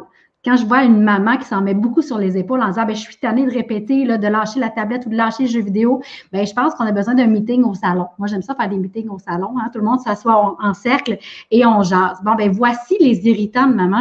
J'ai de la peine. J'ai de la peine de toujours répéter cette même consigne-là. Quelles sont les solutions? Comment on pourrait, dans le fond, mieux gérer les écrans demain? Et les enfants doivent être, si les enfants sont au cœur de la discussion, si les enfants proposent des solutions, ça va être plus facile de faire une journée meilleure le lendemain. Et ça fait aussi en sorte qu'on établit des règles. Donc, les règles deviennent les mêmes pour papa et maman. Donc, on ne joue pas la police, là. On applique la règle numéro 1 de la famille. Donc, une discussion au salon, moi, je trouve ça bien important. Ensuite de ça, d'éloigner les tentations, je me répète, mais ça, je trouve ça simple, mais très efficace. Si le téléphone n'est pas à ma portée, j'aurais pas tendance à y aller. Donc, si on a de la misère avec la console de jeu, pourquoi ne pas la débrancher entre chaque usage? Donc, on la prend, on la range dans un garde-robe. Donc, ça devient un effort le lendemain pour la ressortir. La tablette, elle peut dormir dans un tiroir. Les télécommandes aussi, on peut les mettre dans un tiroir. Donc, éloigner les tentations. Moi, là, si j'ai un sac de croustilles dans le garde-manger, Caroline et Joël, c'est sûr que je vais avoir tendance à vouloir piger dedans. Donc, s'il n'y en a pas, par exemple, je vais trouver autre chose, peut-être des noix ou des fruits à manger. Donc, c'est la même chose. Si je n'ai pas d'écran, une multitude d'écrans autour de moi, ça va être plus facile. Et si j'éloigne les tentations, je rapproche les choses que j'aime faire. Hein. Moi, j'ai des livres qui traînent partout dans la maison. J'ai un tapis de yoga qui est toujours dans le salon. Il y a toujours un casse-tête pas trop loin. Donc, moi, je pense que d'accepter le chaos, donc d'accepter de ne pas avoir une maison modèle en ce moment, c'est la meilleure solution solution parce que ben, au sous-sol, ça peut être des jeux, ça peut être un bâton de hockey, ça peut être des boules. Dans une chambre, ça peut être une cabane en doudou. Donc, de créer vraiment toutes sortes de zones de passe-temps autres que l'écran aussi, ça peut aider. Ben, être un bon exemple aussi. C'est sûr que si mes enfants, là, chaque fois que je les envoie au lit, ils me voient me ruer sur l'écran, ben, ils vont dire « Ouais, mais maman, elle me dit de faire attention à l'écran. » Puis la première chose qu'elle fait quand on est couché, ben, c'est d'aller sur les écrans. Même chose, hein, mes enfants reprochent souvent à leur papa ces jours-ci. « Hey, papa, t'es encore sur ton écran. Papa, il lit beaucoup les nouvelles. Il veut voir tous les chiffres là, au moment où ça sort. » Donc, tu sais, donc les enfants sont rendus qu'ils disent « Papa, tu devrais faire autre chose. Est-ce que tu veux venir jouer dehors avec moi? OK. » Donc, il faut leur montrer qu'on a autre chose à faire, tu sais, qu'on n'a pas juste le réflexe d'aller vers les écrans. Et moi, je pense aussi que c'est important de témoigner de nos efforts quotidiens. Hein, autour de la table, au moment du souper, c'est une bonne façon de saluer nos initiatives, tu sais, de dire à ma fille « Hey, pendant que je faisais le télétravail, je te trouvais belle. Tu as fait un beau dessin, tu es créative, hein, tu as vraiment de quoi être fière des efforts que tu fais pour faire une belle équipe avec moi quand maman travaille. » Même chose pour mon garçon, hey, maman a eu un direct tout à l'heure à la radio, tu étais dans ta chambre, tu as joué avec tes voitures. Hey, on fait vraiment une belle équipe, hein, tu es un super collègue de travail. Donc, je pense qu'il faut saluer aussi ces initiatives-là, puis leur montrer aussi qu'ils sont bons dans toutes sortes d'affaires, hein, pas juste dans les jeux vidéo ou lorsqu'ils font des vidéos créatives sur la tablette, ils sont bons avec dans le sport, sont bons pour mon fils est un super constructeur de labyrinthes. Là, il nous fait des courses à obstacles. Il a fait un jeu de société avec une vieille boîte de carton. Donc, tu sais, de saluer dans le fond toutes ces initiatives-là qui sont en dehors des écrans, ben ça va faire en sorte que c'est ça. On a toutes sortes de variétés, puis on n'est pas juste dans le fond limité à avoir un réflexe envers les écrans. Donc, ça ressemble pas mal à ça. Il faut faire une belle équipe. Hein? Je trouve que la pandémie, c'est une occasion de ressouder les liens avec notre famille, de montrer qu'il faut faire une belle équipe. Il faut faire une belle équipe parce que là, en ce moment, on est surchargé, tout le monde est surchargé. Donc, comment on peut s'entraider? Et si on s'entraide en temps de pandémie, ça va être encore plus facile quand on va recommencer la routine avec les boîtes à lunch, puis les matins pressés, puis la course 7 jours sur 24 heures sur 7 jours. Donc, je pense que c'est une occasion de travailler son équipe. Puis j'aime ça, puis ça me fait penser justement à ce matin quand j'ai couché Jade, mon bébé fait encore des siestes en début d'après-midi, bref. Puis Mégane, depuis quelque temps, quand c'est la sieste, on dirait qu'avant, sans y penser, je disais, bon, qu'est-ce que tu veux écouter? Je m'en vais coucher Jade. Puis là, elle choisissait son émission, après je disais, pourquoi je fais ça? Elle n'a pas l'occasion de chercher ce qu'elle veut faire. Puis une fois, j'ai éteint la télévision, j'ai dit, je m'en vais coucher ta soeur. Puis elle dit, je vais faire quoi? Puis je dis, je sais pas, tu trouveras. Puis elle dit, OK. Puis il n'y a pas de danger, donc, dans le sens où je sais que Mégane, c'est pas un enfant qui va sortir à l'extérieur. Elle respecte super bien les consignes, donc elle sait qu'elle ne mange pas si elle est seule. Donc, je m'en vais dans la chambre, je ferme la porte, puis elle ne m'a pas dérangée. Elle a réussi à trouver quelque chose à s'occuper. Puis là, après, je suis allée, puis elle dit, hey, c'était long, puis c'était plate. Puis j'ai dit, t'es vraiment bonne d'avoir réussi à gérer ça. T'es même pas venue me voir, puis c'était long comme ça, puis c'était plate. Je veux dire, t'es vraiment bonne. Puis là, de fois en fois, on a travaillé ça où il n'y a plus d'écran pendant l'heure de la sieste de Jeanne. Puis l'autre jour, mon mari, il s'en va coucher la petite, puis il dit, bon, qu'est-ce que je mets? Puis je dis, oh non, elle ne met plus d'écran depuis longtemps. Puis il dit, oh non, parce que c'est plus moi qui gère cette portion-là. Puis il dit, mais elle fait quoi? Et je suis comme, regarde ça. Je dis, bon, mais regarde, c'est l'heure de la sieste. OK, elle va s'installer à la table, elle sort les crayons. Ou bien aujourd'hui, elle me dit, qu'est-ce que je vais faire pendant que tu couches Jeanne? Puis des fois, elle n'a pas d'idée. Là, puis elle dit, rien à faire. Puis là, j'ai énuméré 2-3 idées. Puis dans l'idée, j'ai dit, si tu voulais vraiment me faire plaisir, là, tu ferais un ménage du salon. Comme ça, on aura plus de temps pour jouer ensemble pendant la sieste de Jade. Mais c'est toi qui décides. Ce n'est pas une obligation. Je ne te demande pas de le faire. Mais si tu avais envie, on aurait du temps pour jouer. Je suis revenue, c'était rangé. Elle avait nourri le chien. Elle avait placé mon linge que je n'avais pas eu le temps sur ma commode. Puis elle m'attendait au salon, toute fière. Elle dit, j'ai même lu un livre. Donc, elle ne lit pas. On comprend qu'elle lit, elle regarde des images. Mais de laisser l'enfant s'ennuyer, ça fait vraiment partie de apprendre à gérer les émotions qui montent, qui fait peut-être qu'ils ont envie de se tourner vers l'écran pour justement bloquer cet ennui-là, cette anxiété-là, des fois. Donc, ils vont rapidement se tourner vers l'écran, mais quand ils apprennent à faire autre chose, après, c'est plus facile, justement, ils ont d'autres occasions de faire des activités ou autres. Donc, moi, c'est un point que j'aime beaucoup faire avec elles. Bien, tout à l'heure, justement, tu sais, moi, je vous ai dit, la tablette était toujours rangée dans un tiroir, mais là, la tablette, bien, elle nous permet de voir en plus grand les papis, les mamies, les amis, donc on la laisse traîner un peu plus dans la maison. Et quand je vous disais de briser les réflexes, hein, ben là, on recommence à avoir des réflexes. On voit la tablette, on a le goût d'y aller. Et tout à l'heure, ben, les enfants, c'était l'heure du dodo, mais avant ça, je voulais pas les coucher trop tôt pour venir vous retrouver. Et là, mon fils, il dit, maman, je pourrais-tu prendre la tablette, vu que tu es occupée, Là, j'ai dit, ben, je préférais que tu trouves autre chose. Donc, il est allé chercher un petit carnet, parce que c'est notre carnet dans lequel on s'écrit des mots. Et il m'a écrit un message. Donc, il m'a écrit un petit mot d'amour, puis il dit, je t'écris quelque chose pour après ton entrevue sur les internets. Donc, tu vois, ça a été un réflexe pour lui. Puis j'ai dit, bon, j'aimerais ça que tu trouves autre chose. Il a pris un crayon, des crayons, puis il m'a fait écrire un petit mot. Fait que, tu sais, moi, ça m'a fait super plaisir, puis je suis contente. Donc, oui, il faut juste les accompagner finalement. Oui, puis tantôt, tu parlais, Manon, de renforcer justement les bons coups de nos enfants. Puis ça, je trouve ça super important. Parce que oui, c'est normal qu'ils disent « Oh non, j'ai envie de l'écran, s'il te plaît, laisse-moi là. » Puis au lieu d'aller sur le « Oh, tu chiales encore, puis là, pas encore une crise », allons du côté positif de « Écoute, je comprends que c'est super difficile pour toi, mais j'ai comme l'impression que tu vas être capable de trouver une solution, puis j'ai confiance en toi. » Puis fais-moi confiance. Essaie toi aussi. Bien, je suis là. Si c'est trop difficile, viens me voir, mais j'ai confiance que tu peux le faire. Puis juste ça, on n'est pas en train de le réprimander, on n'est pas en train de le chicaner, on est dans quelque chose de positif et de constructif. Puis dès qu'il attrape quelque chose d'autre, dès qu'il s'en va vers quelque chose, mais c'est juste un petit pouce en l'air au téléphone, mais bravo, tu sais, t'es bon. Puis ça leur donne le courage de continuer à faire des efforts. Parce que si chaque moment où ils en font, on ne le voit pas, mais la fois qu'ils demandent l'écran, on fait « Oh là, pas encore, là, tu demandes toujours ça. » Ben, il n'y a plus avantage à essayer de faire des efforts quand en bout de ligne, il se fait taper sur la tête. Donc, moi, c'est dur à faire des fois où quand on peut être fatigué, des fois, on voit plus le négatif que le positif, mais de faire un petit top 5, un peu comme tu disais, Manon, tantôt au souper, tu sais, des belles choses qu'on a observées chez nos enfants. Tu sais, de dire, ben, aujourd'hui, moi, voilà ce que j'ai observé, que j'étais fière, et moi, je demande à mes gammes de faire pareil. Puis, depuis qu'elle était toute jeune, j'avais 2 ans qu'on faisait ça, où on se couchait en disant, je lui nommais les raisons pour lesquelles je l'aime, tu sais.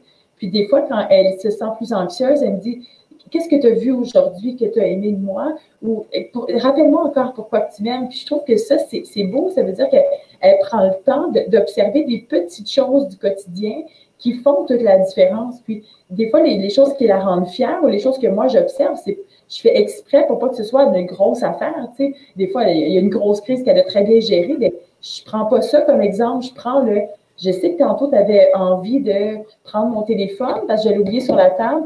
Tu l'as ouvert et tu l'as refermé. Tu l'as mis là. Ah, tu l'as vu? Eh oui, mais regarde, je l'ai vu, je vois plein de choses. Donc, ces petits comportements-là qu'eux ont travaillé sur eux, que ça leur demandait de les faire, de les renoter, fait que, wow, vous me regardez. Donc, posez les yeux sur moi plusieurs fois par jour. Ça, c'est important pour aider notre enfant à être en sécurité. Puis, plus je sens mes gammes en sécurité, plus les enfants que j'accompagne sont en sécurité, moins ils ont envie d'aller vers l'écran. Oui. Il y a vraiment un lien direct entre les deux. Et plus, justement, ils arrivent à gérer l'ennui, plus ils gèrent leur stress, l'anxiété, plus ils sont capables d'être créatifs, de trouver autre chose à faire. Donc, je pense que ça, c'est peut-être une base à travailler. Sinon, j'aurais envie de partager, comme j'ai partagé la semaine dernière, l'exemple de ma sœur Mélanie. Elle est enseignante au préscolaire, puis elle a tellement d'outils, elle, qu'elle utilise avec les jeunes. Puis elle m'en a proposé un qui fonctionne super bien, dont plusieurs jeunes que j'accompagne utilisent maintenant. C'est les épingles à linge. Donc, elle utilise à tous les jours 3 épingles à linge. Donc, elle, ces garçons ont le droit à 1 heure d'écran par jour, d'écran de loisirs. Donc, par exemple, ils aiment bien écouter des courses de Monster Truck sur YouTube. Donc, ils peuvent l'utiliser pour ça. Donc, mais eux, ils n'ont pas de console de jeux vidéo. Ça, c'est pas permis. Donc, ils peuvent jouer sur une application. Donc, on comprend l'idée, là. Ils vont gérer ce temps-là comme eux le souhaitent au moment où c'est permis dans la journée. Au départ, quand on a instauré ça, c'est parce que c'était des crises là, perpétuelles. Là, de je veux l'écran, je veux la tablette, c'est à mon tour. Donc, elle dit, OK, 3 épingles chaque, vous avez vos 20 minutes. Et au départ, ils consommaient les écrans comme les 3-20 minutes super rapidement. Mais après, ils s'en mordaient les doigts pour le reste de la journée. Puis ma soeur, elle a eu bon. Elle disait, non, tu as pris ton temps d'écran, ça te revient, ce contrôle-là. Donc, tu as choisi d'utiliser ton écran, maintenant, tu dois trouver autre chose. Donc, ça a été très difficile pour les premières journées. Mais rapidement, ces enfants avaient, à l'époque, je pense, 6 et 8 ans, ils ont dit, ben là, c'est long toute la journée, quoi, d'écran. Donc, ils attendaient avant de les utiliser. Ou il en utilisait un qui disait, ah, non, tantôt. Ou le frère disait à l'autre, prends-les pas tout de suite, on ne pourra pas faire ça tantôt. Parce que des fois, ils combinaient leurs 20 minutes ensemble pour jouer à quelque chose. Donc, ils s'auto-régulaient, ils apprenaient à gérer leur envie d'utiliser l'écran. Puis ça, cet apprentissage-là, elle a été bonne pour plein d'autres choses. Avoir envie de manger une sucrerie, ben, tu as le droit à une sucrerie dans la journée. Si tu la manges maintenant, tu ne l'as plus tantôt. Donc, moi, je suis mieux d'attendre d'avoir faim, donc ça va être encore meilleur. Donc, ça l'a appris ça aussi. Puis éventuellement, en 2 mois, bien, il restait des épingles à la fin de la journée. Parce qu'il était obligé de se tourner vers autre chose, d'aller faire d'autres activités. Et ça l'a amené que bien, des fois, les autres activités étaient finalement plus le fun que le 20 minutes. Donc, arrivé à la fin de journée, puis ben, il en reste une. Évidemment, elle n'est pas récupérable pour le lendemain. Il ne peut pas se dire je le garde, puis demain, j'ai 2 heures. Là. Donc, après, c'est de dire bien, comment je l'ai amené au cours des familles que j'accompagne, c'est de dire quelle est votre limite à vous. Donc, c'est possible que pour vous, ce soit un peu plus ou que ce soit un peu moins. Et de quelle façon on va le répartir? Parce que c'est mieux de consommer plusieurs petits moments d'écran que d'être 1h30 devant la tablette de suite. Donc, de le découper en petites parties, puis après, de s'aider avec un time timer, un chronomètre. Comme ça, c'est pas le parent qui dit « je trouve que tu en as eu assez ». C'est « ah, ben tu as utilisé une épingle, ça l'a fait ding. Qu'est-ce que tu choisis de faire maintenant? Choisis-tu d'utiliser ton autre épingle ou tu choisis d'aller faire autre chose? » Donc, l'enfant se sent en contrôle, puis plus il se sent en contrôle, mieux il se sent. L'enfant a besoin d'avoir du contrôle sur certaines choses. Donc, évidemment, c'est pas veux-tu utiliser l'écran ou pas, là? Donc, on va lui donner le contrôle là où il peut, mais c'est important d'impliquer le jeune aussi. Puis, ce qui peut être aidant quand, justement, ils n'ont plus d'épingles ou ils doivent trouver quelque chose à faire entre les épingles, mais c'est de créer un tableau de voilà les choses que je peux faire, que j'aime, quand je n'ai pas accès à l'écran ou quand mon parent, en ce moment, est en télétravail, n'est pas disponible. Mais ça demande de s'arrêter pour faire cette activité-là, pour recenser peut-être 8, 10 activités qu'ils peuvent faire, qui sont à leur portée, évidemment, qui vont être capables de s'organiser. Puis ça l'aide énormément à gérer les moments d'ennui. Et quand l'enfant dit c'est plate, il n'y a rien à faire, bien, plutôt que faire le géo, c'est on a créé une belle fiche ensemble. Prends-la, je suis confiante que tu vas être capable d'utiliser, de trouver une des activités là-dedans. Non, c'est plate, il n'y a rien à faire. Mais tu es chanceux, profite-en pour rien faire. Moi, j'ai plein de choses à faire. Puis si tu veux m'aider, ben regarde, tu peux commencer à couper les légumes s'il y a l'heure, on comprend. Tu peux plier le panier de linge qui m'attend pour tantôt. Tu peux aller changer les draps. Tu comprends? Donc, on peut les dissuader rapidement. Donc, c'est des petits trucs, je trouve, qui sont simples, mais qui fonctionnent, somme toute, très bien. Oui, puis il ne faut pas oublier que si on ne tolère pas que notre enfant s'ennuie, si on ne tolère pas de mettre des délais parce qu'on va voir des réactivités de la part de nos enfants, comment voulez-vous que l'enfant fonctionne en classe où c'est plein de délais? C'est un délai parce que le professeur ne nous donne pas la parole de suite. Il y a un délai parce que peut-être j'ai terminé mon exercice, mais il y en a d'autres qui n'ont pas fini. Il y a un délai parce que je suis dans un cours que j'aime un peu moins et la cour de récréation, ben, j'ai encore 30 minutes à attendre. Donc, si le jeune n'apprend pas à la maison à gérer, à tolérer les délais, parce qu'il a besoin de réponses immédiates, mais ça devient invivable pour lui en classe. Il va avoir besoin de Ritalin parce qu'on va présumer qu'il y a un TDAH, alors que simplement, c'est une incapacité à gérer l'absence de libération de dopamine à un moment donné où le jeune en a besoin ou en a envie. Je voyais une des questions aussi, comment faire aussi l'arrêt. Il y a 2 méthodes. Quand vous avez un... Je me trompe toujours, moi j'appelle ça un sparadrap, mais c'est un plaster. OK? Quand on a un plaster sur lequel il y a des poils, hein, les gars connaissent peut-être un peu plus ça que les dames, OK? On peut l'enlever doucement et on sent tous les poils qui s'arrachent les uns après les autres et la torture, elle dure, elle dure, elle dure. On peut faire ça avec les écrans. Et on fait durer sur quelques semaines la diminution des écrans ou des jeux vidéo. Ou on y va, schlax! On prend notre courage à deux mains, on enlève le placeur et c'est fini. Et ça veut dire quoi? Mais ça veut dire que si je l'enlève, l'accès aux écrans, pendant 3 jours au moins, je vais avoir une baisse de dopamine tellement forte que le jeûne va être en manque. Donc, je vais avoir des comportements problématiques. Mais à partir du 4e jour, je vais commencer à avoir de meilleures réponses de la part de notre jeûne. Et souvent, on sait sur les 3 premiers jours. Il y a Marc Baudet qui a écrit un livre très intéressant parce qu'il racontait son histoire de famille où il était à 3 pistoles avec ses enfants et il a décidé qu'il n'y aurait pas d'écran pendant l'été. L'enfer pour les enfants les premiers jours. Parce que c'était tellement habitué à voir leur tablette et leurs jeux vidéo qu'ils ne pouvaient pas imaginer passer un bel été sans jeu. Et en fait, petit à petit, les enfants ont retrouvé le plaisir de vivre au bord du fleuve. Et l'expérience familiale était tellement intéressante qu'il en a créé en fait un roman. Donc ça, c'est quelque chose qui est intéressant. Donc de ne pas avoir peur de créer des délais, de créer des moments où le jeûne n'est pas non-stop activé. Tu sais, un autre élément, savez-vous, mesdames, combien de temps ça prend le matin avec des écrans pour perturber les apprentissages durant la journée? Vous connaissez la réponse? 8 à 9 minutes.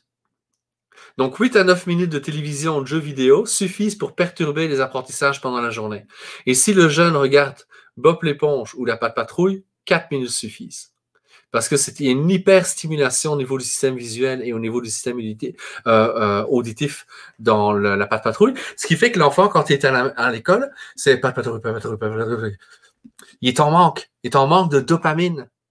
Et donc, à ce moment-là, il n'est plus capable de se mobiliser pour un exercice de mathématiques ou une dictée ou un exercice de grammaire. C'est biologiquement impossible pour lui.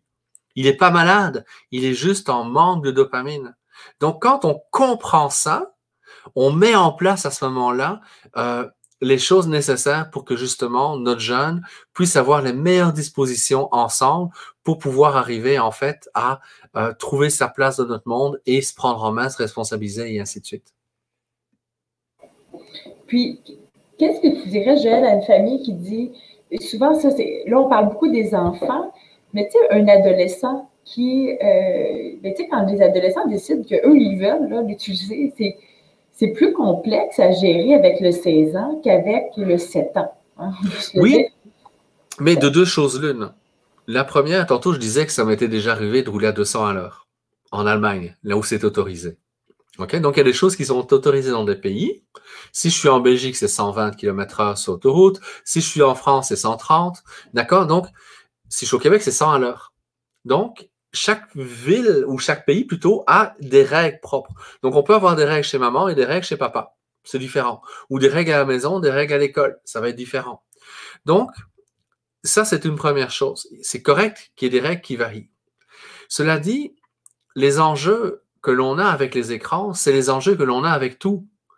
Utilisation du pot, l'alcool, les sorties.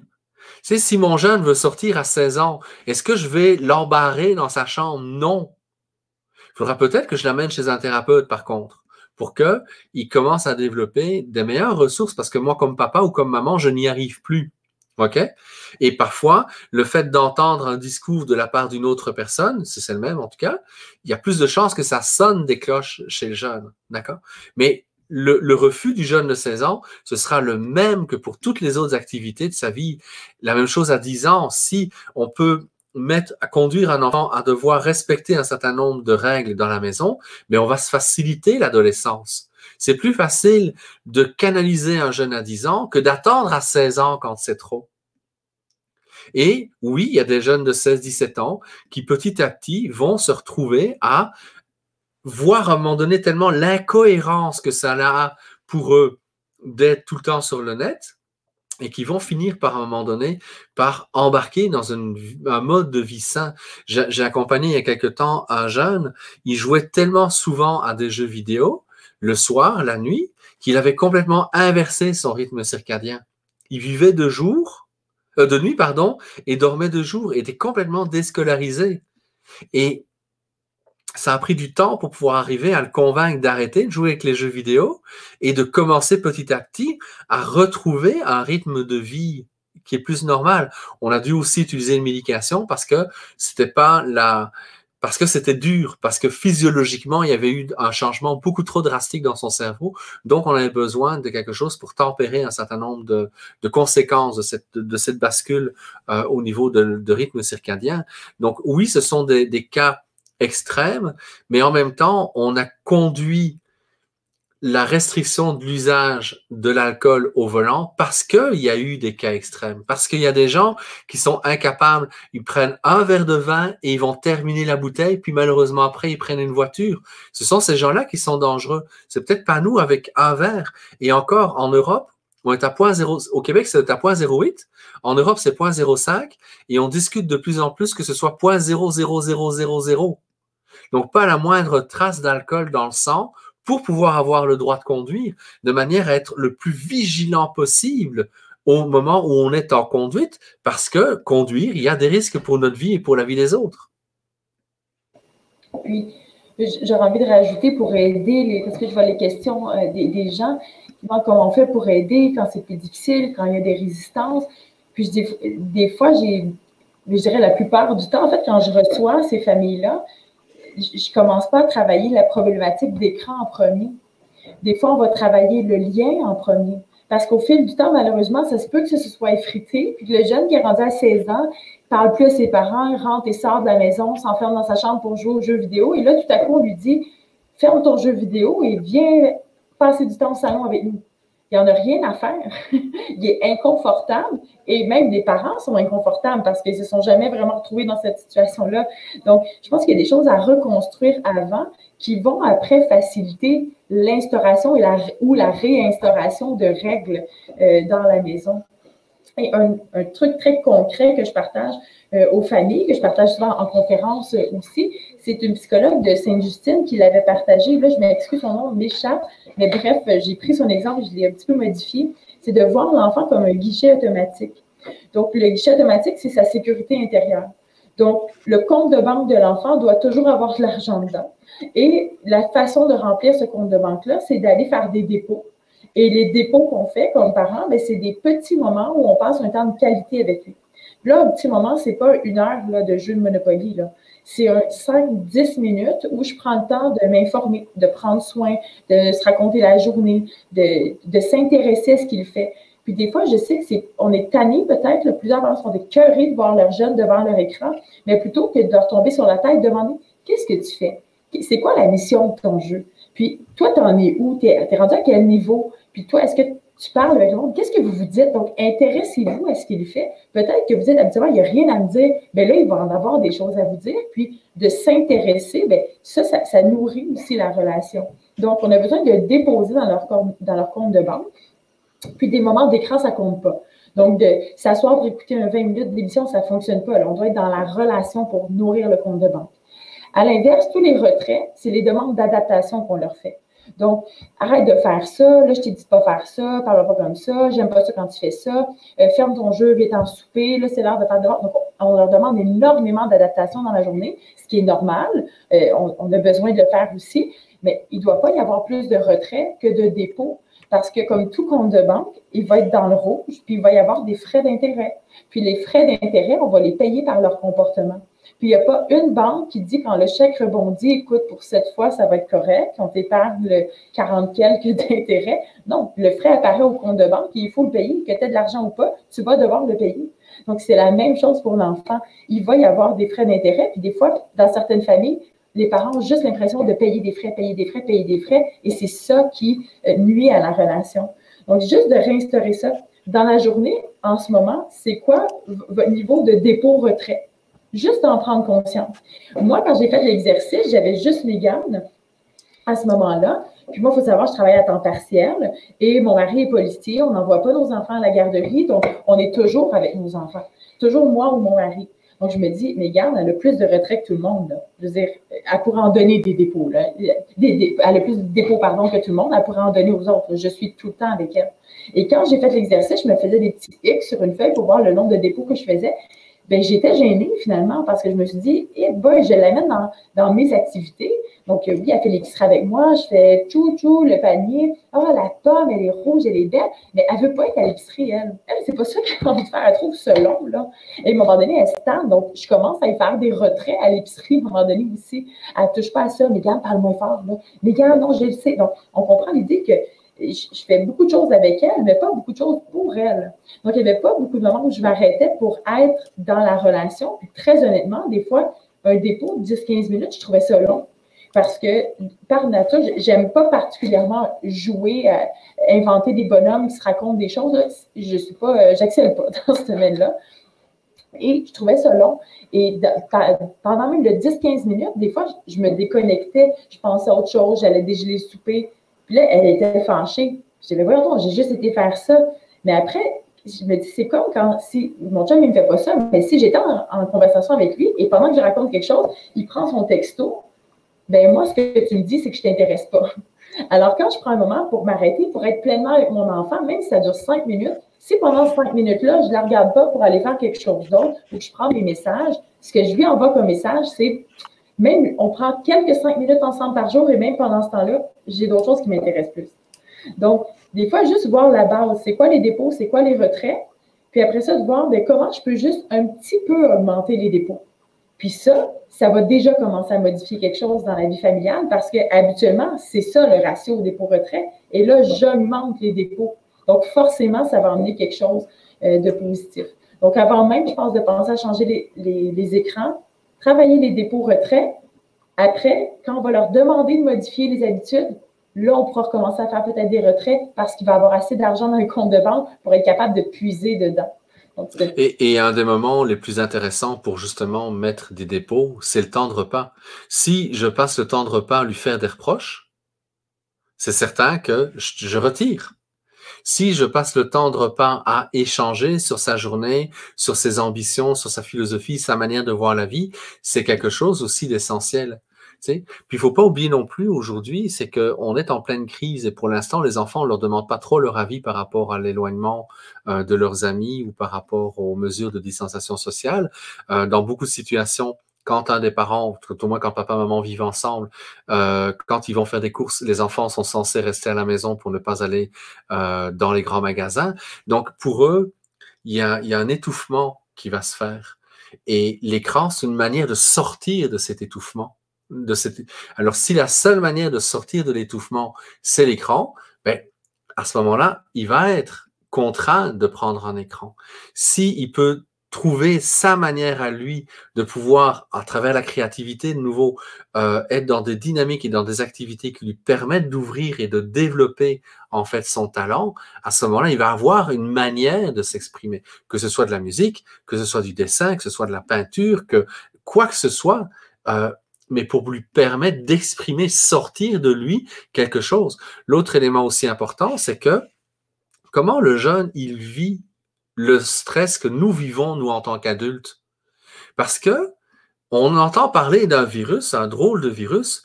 Tous les messages sont souvent contradictoires. Même d'une journée à l'autre, les interventions du ministre Legault peuvent paraître parfois, tiens, il a dit ça hier, il dit ça aujourd'hui. Donc, parce qu'on est en train de sauter en parachute et on est en train de ficeler un parachute pendant qu'on est en train de tomber en chute libre. Tu sais, c'est pas évident. Et personne n'a les réponses. Même les scientifiques, moi, je passe tous les jours 2 à 3 heures à lire des articles à gauche ou à droite pour essayer de me faire une tête sur ce qui se passe pour le moment. D'accord? Aussi bien pour aider mes patients que pour d'autres engagements que j'ai. C'est certain qu'on est stressé, on est dans une dynamique particulière, mais si on ne prend pas le temps d'aider les enfants à mettre des mots, d'accord? Que les enfants perçoivent tout notre stress, notre angoisse par rapport à la vie et à la mort, par rapport au fait qu'on ne sait pas trop comment notre grand-père est en train de fonctionner dans un CHSLD ou comment ceci se passe, ou même au niveau économique, qu'est-ce qui va se passer pour l'entreprise. Mais notre stress, les enfants l'absorbent.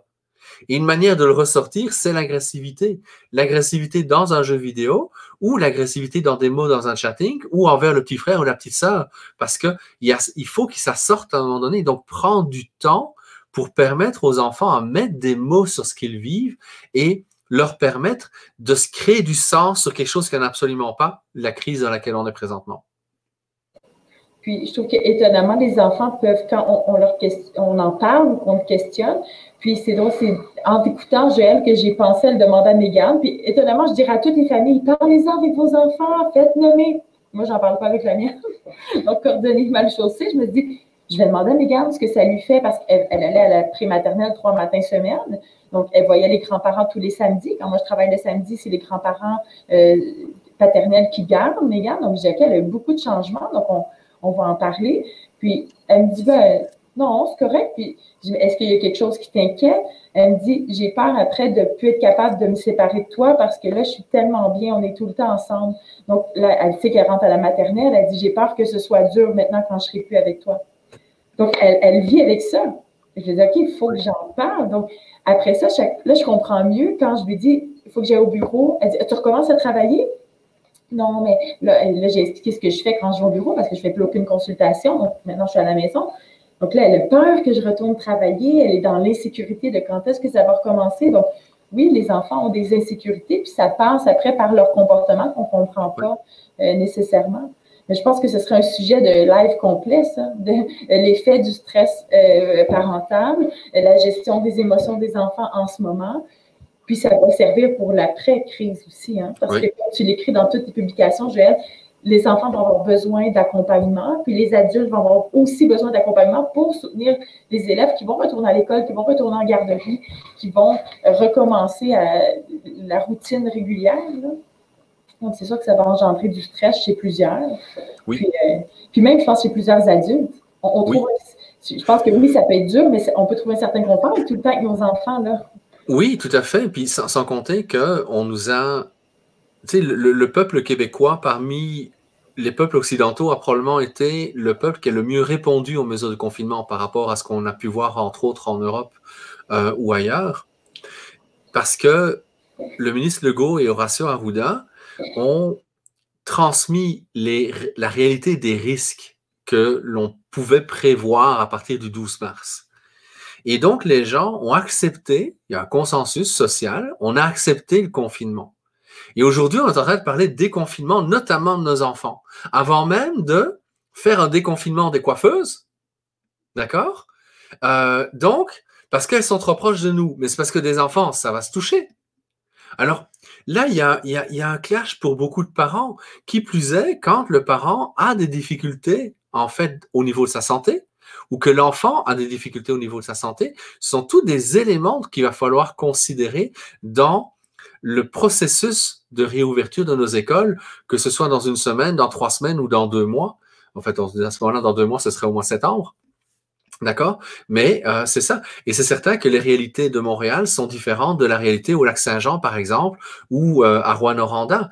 Donc, parce que le virus n'a pas évolué de la même manière. Donc, oui, il va falloir le considérer et en prendre soin parce que sinon, nos enfants risquent de développer des TOC, risquent de développer de l'angoisse parce qu'ils ne sauront pas quoi faire. Puis, je le disais tantôt aussi, nos ados qui sont en couple, ils vont avoir le goût de se toucher. Ils vont avoir le goût de s'embrasser. Ils vont avoir le goût, pour ceux qui avaient déjà commencé à le faire, ils vont avoir le goût de faire à nouveau l'amour.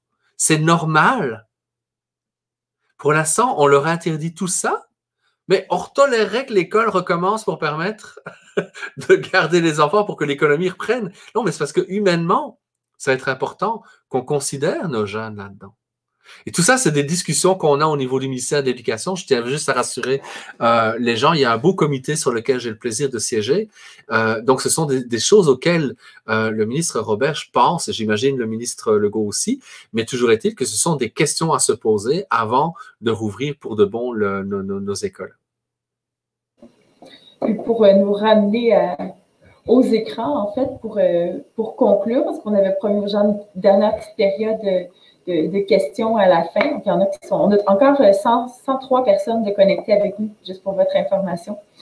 Donc, en tour de table, si on faisait un conseil à partager aux familles pour gérer les écrans à la maison, ce serait quoi, Manon?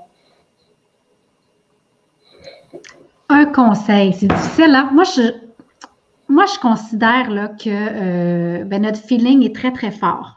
Donc, je pense qu'on est le meilleur guide pour nos jeunes. Tu sais, quand on disait comment on peut jaser? Est-ce qu'on parle du guichet automatique? Donc, est-ce que ça peut fonctionner si on parle du guichet automatique à un enfant, hein, qu'on lui dit à quel point on a l'impression d'avoir fait des retraits dans son guichet aujourd'hui?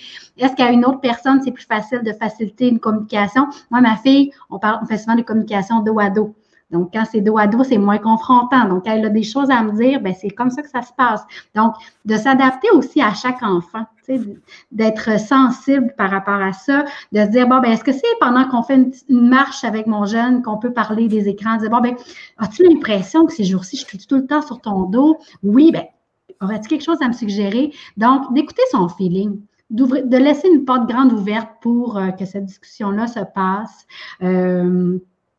On cherche souvent une solution magique, hein, la formule magique à appliquer. Bien, je pense qu'on a juste aussi à s'écouter, à écouter nos jeunes, puis à suivre son instinct. Je suis certaine qu'on peut trouver autant d'astuces qu'il y a de parents qui nous écoutent ce soir pour accompagner nos jeunes avec les écrans. C'est pas pire. Parfait, maintenant. À ton tour, Joël. Moi, ce que j'aurais envie de dire, vous savez, la meilleure manière d'accompagner les jeunes ou d'éduquer les jeunes, c'est le modèle que nous leur donnons. Autrement dit, c'est notre humilité, notre intégrité, notre cohérence qui sont bien plus utiles que les mots qu'on va utiliser pour les guider. Alors, c'est vrai qu'à certains moments, on se plante, on dit quelque chose qu'on regrette, on prend une décision ou on ferme les yeux sur quelque chose. On se sent coupable. OK, je me sens coupable, je réajuste. La culpabilité, ça veut juste me dire que, tiens, Joël, quand tantôt tu as pris cette décision-là, assume, OK, et réajuste le tir. Donc, si nous, on est capable de bien réguler nos émotions, on va être des beaux modèles pour nos jeunes.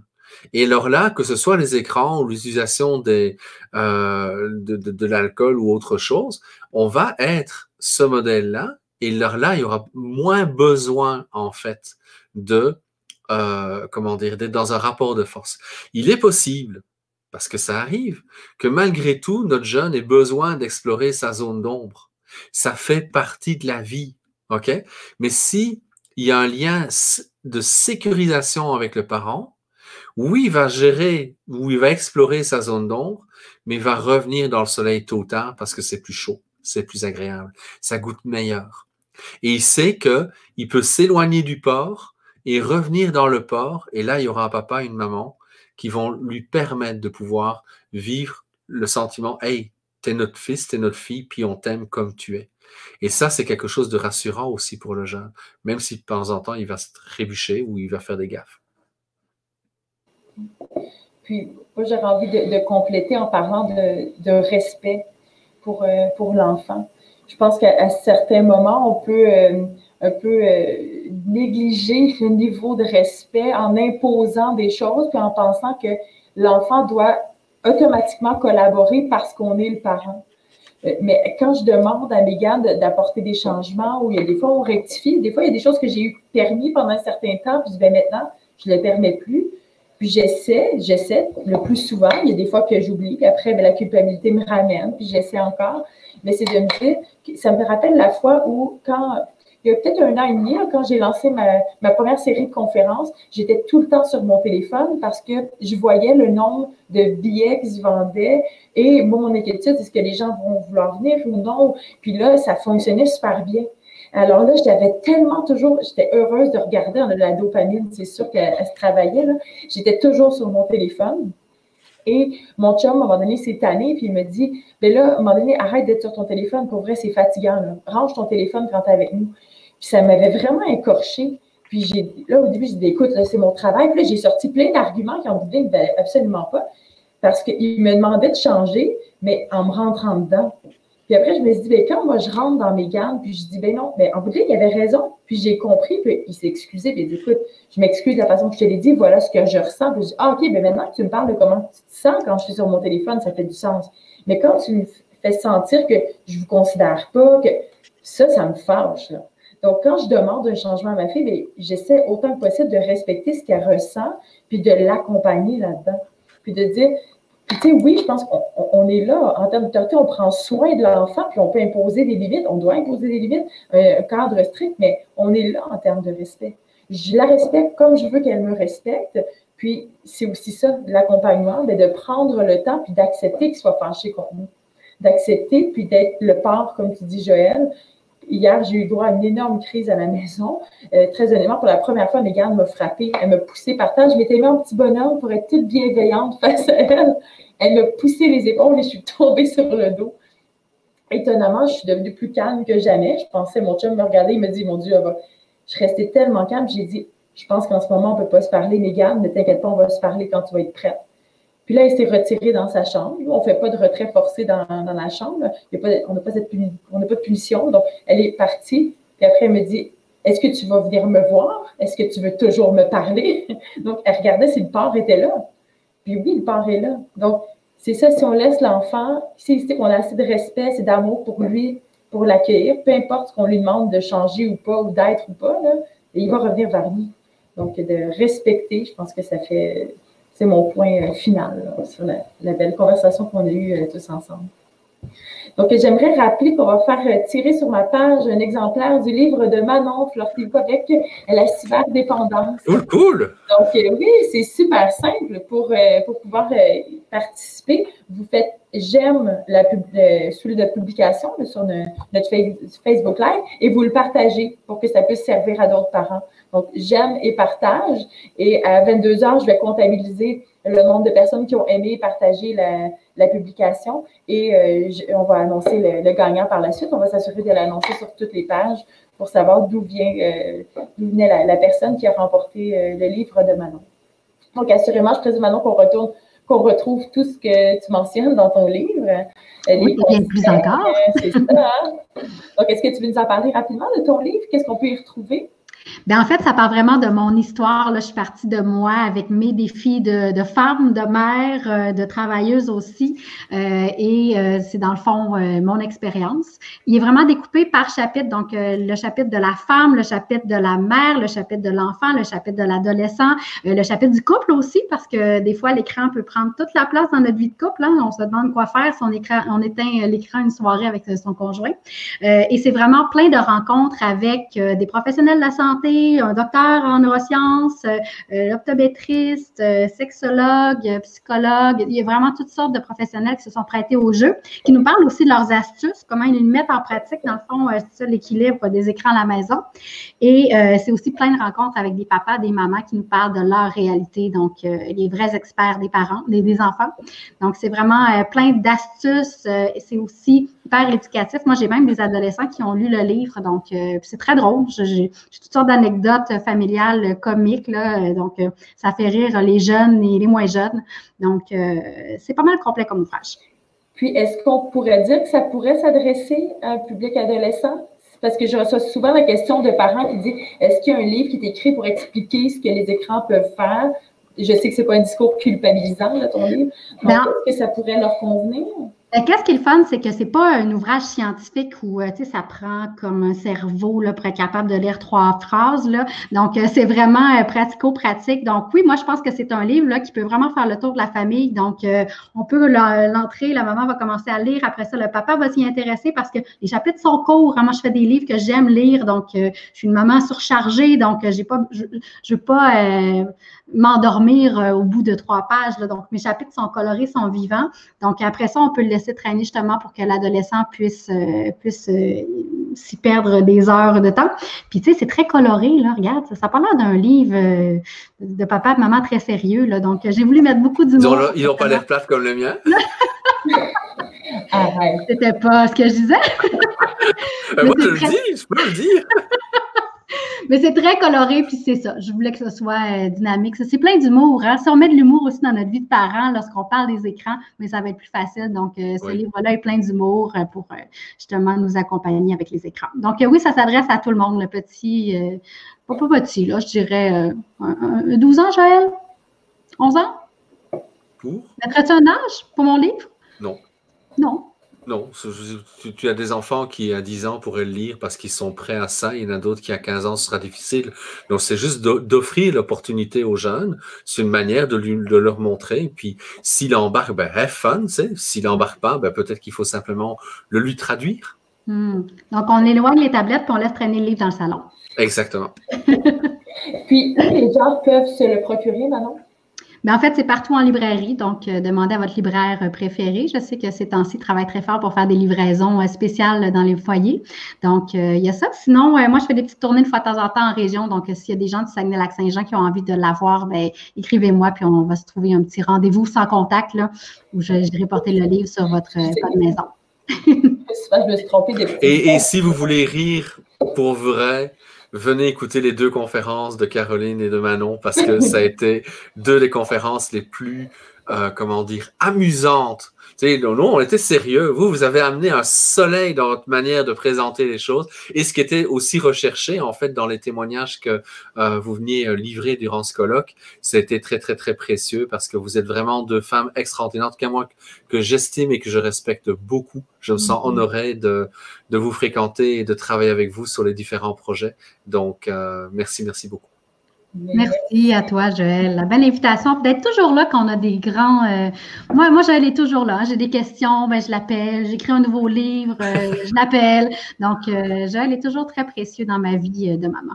Je me demande d'ailleurs où tu prends ton temps, Joël, parce que je cours après. Mais toi, tu peux tout faire. Tu m'aides, t'aides Manon, t'aides plein de gens. Tu es sur des comités, tu fais des Facebook Live, tu écris, je ne sais plus combien de livres. Donc, je ne sais pas où tu trouves ton temps.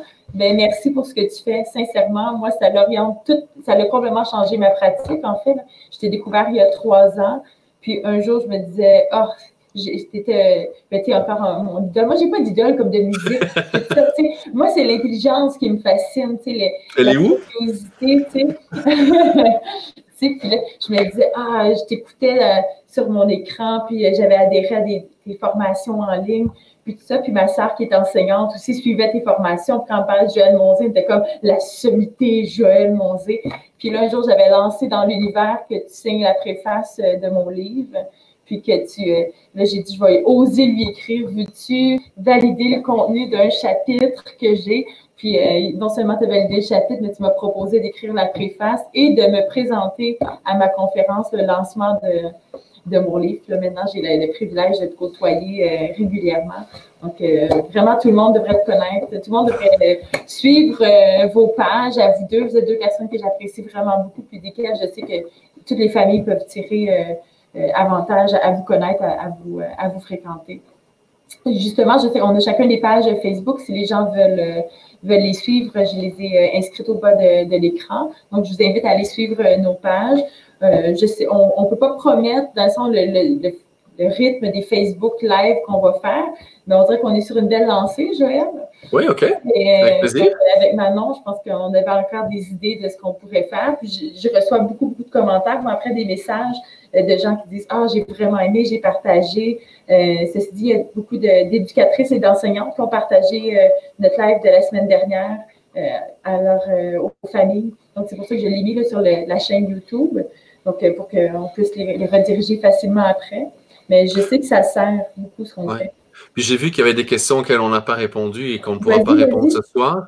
Mais ce que j'aurais envie de dire, c'est que si vous allez sur la page cerveau-et-psychologie.com, vous allez dans les vidéos gratuites, il y a défi 10 jours sans écran, dans lequel vous allez pouvoir avoir beaucoup de vidéos qui ont été faites par Jacques Brodeur ou par moi, qui vont probablement répondre aussi à certaines des questions qui ont été posées et pour lesquelles on n'a peut-être pas encore, malheureusement, pris le temps de répondre à vos questions. C'est gratuit, donc profitez-en.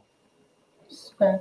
Là, je reçois beaucoup de courriels qui disaient « Merci beaucoup, merci, on a apprécié. » Je vois que les gens écrivent beaucoup. Karine qui dit « Vraiment encore super intéressant, bravo à vous 3. Je vais manquer de temps pour tout explorer ce que vous avez publié. » Donc, les gens nous remercient. Mais si on supprime pas mal d'écrans, on va retrouver du temps. Oui, c'est ça. Puis, là, il y a quelqu'un qui nous a écrit la semaine dernière, il dit « Paradoxe, vouloir diminuer le temps d'écran puis vous écouter pendant 2 heures le soir. » Donc, merci à tout le monde d'avoir été là. On a encore 90 personnes avec nous. Merci à toi, Caroline. Merci à toi, Manon. Donc, merci. Ça va être un plaisir de vous retrouver dans un autre Facebook Live. Alors, bye tout le monde. Salut à tout le monde. Bye bye.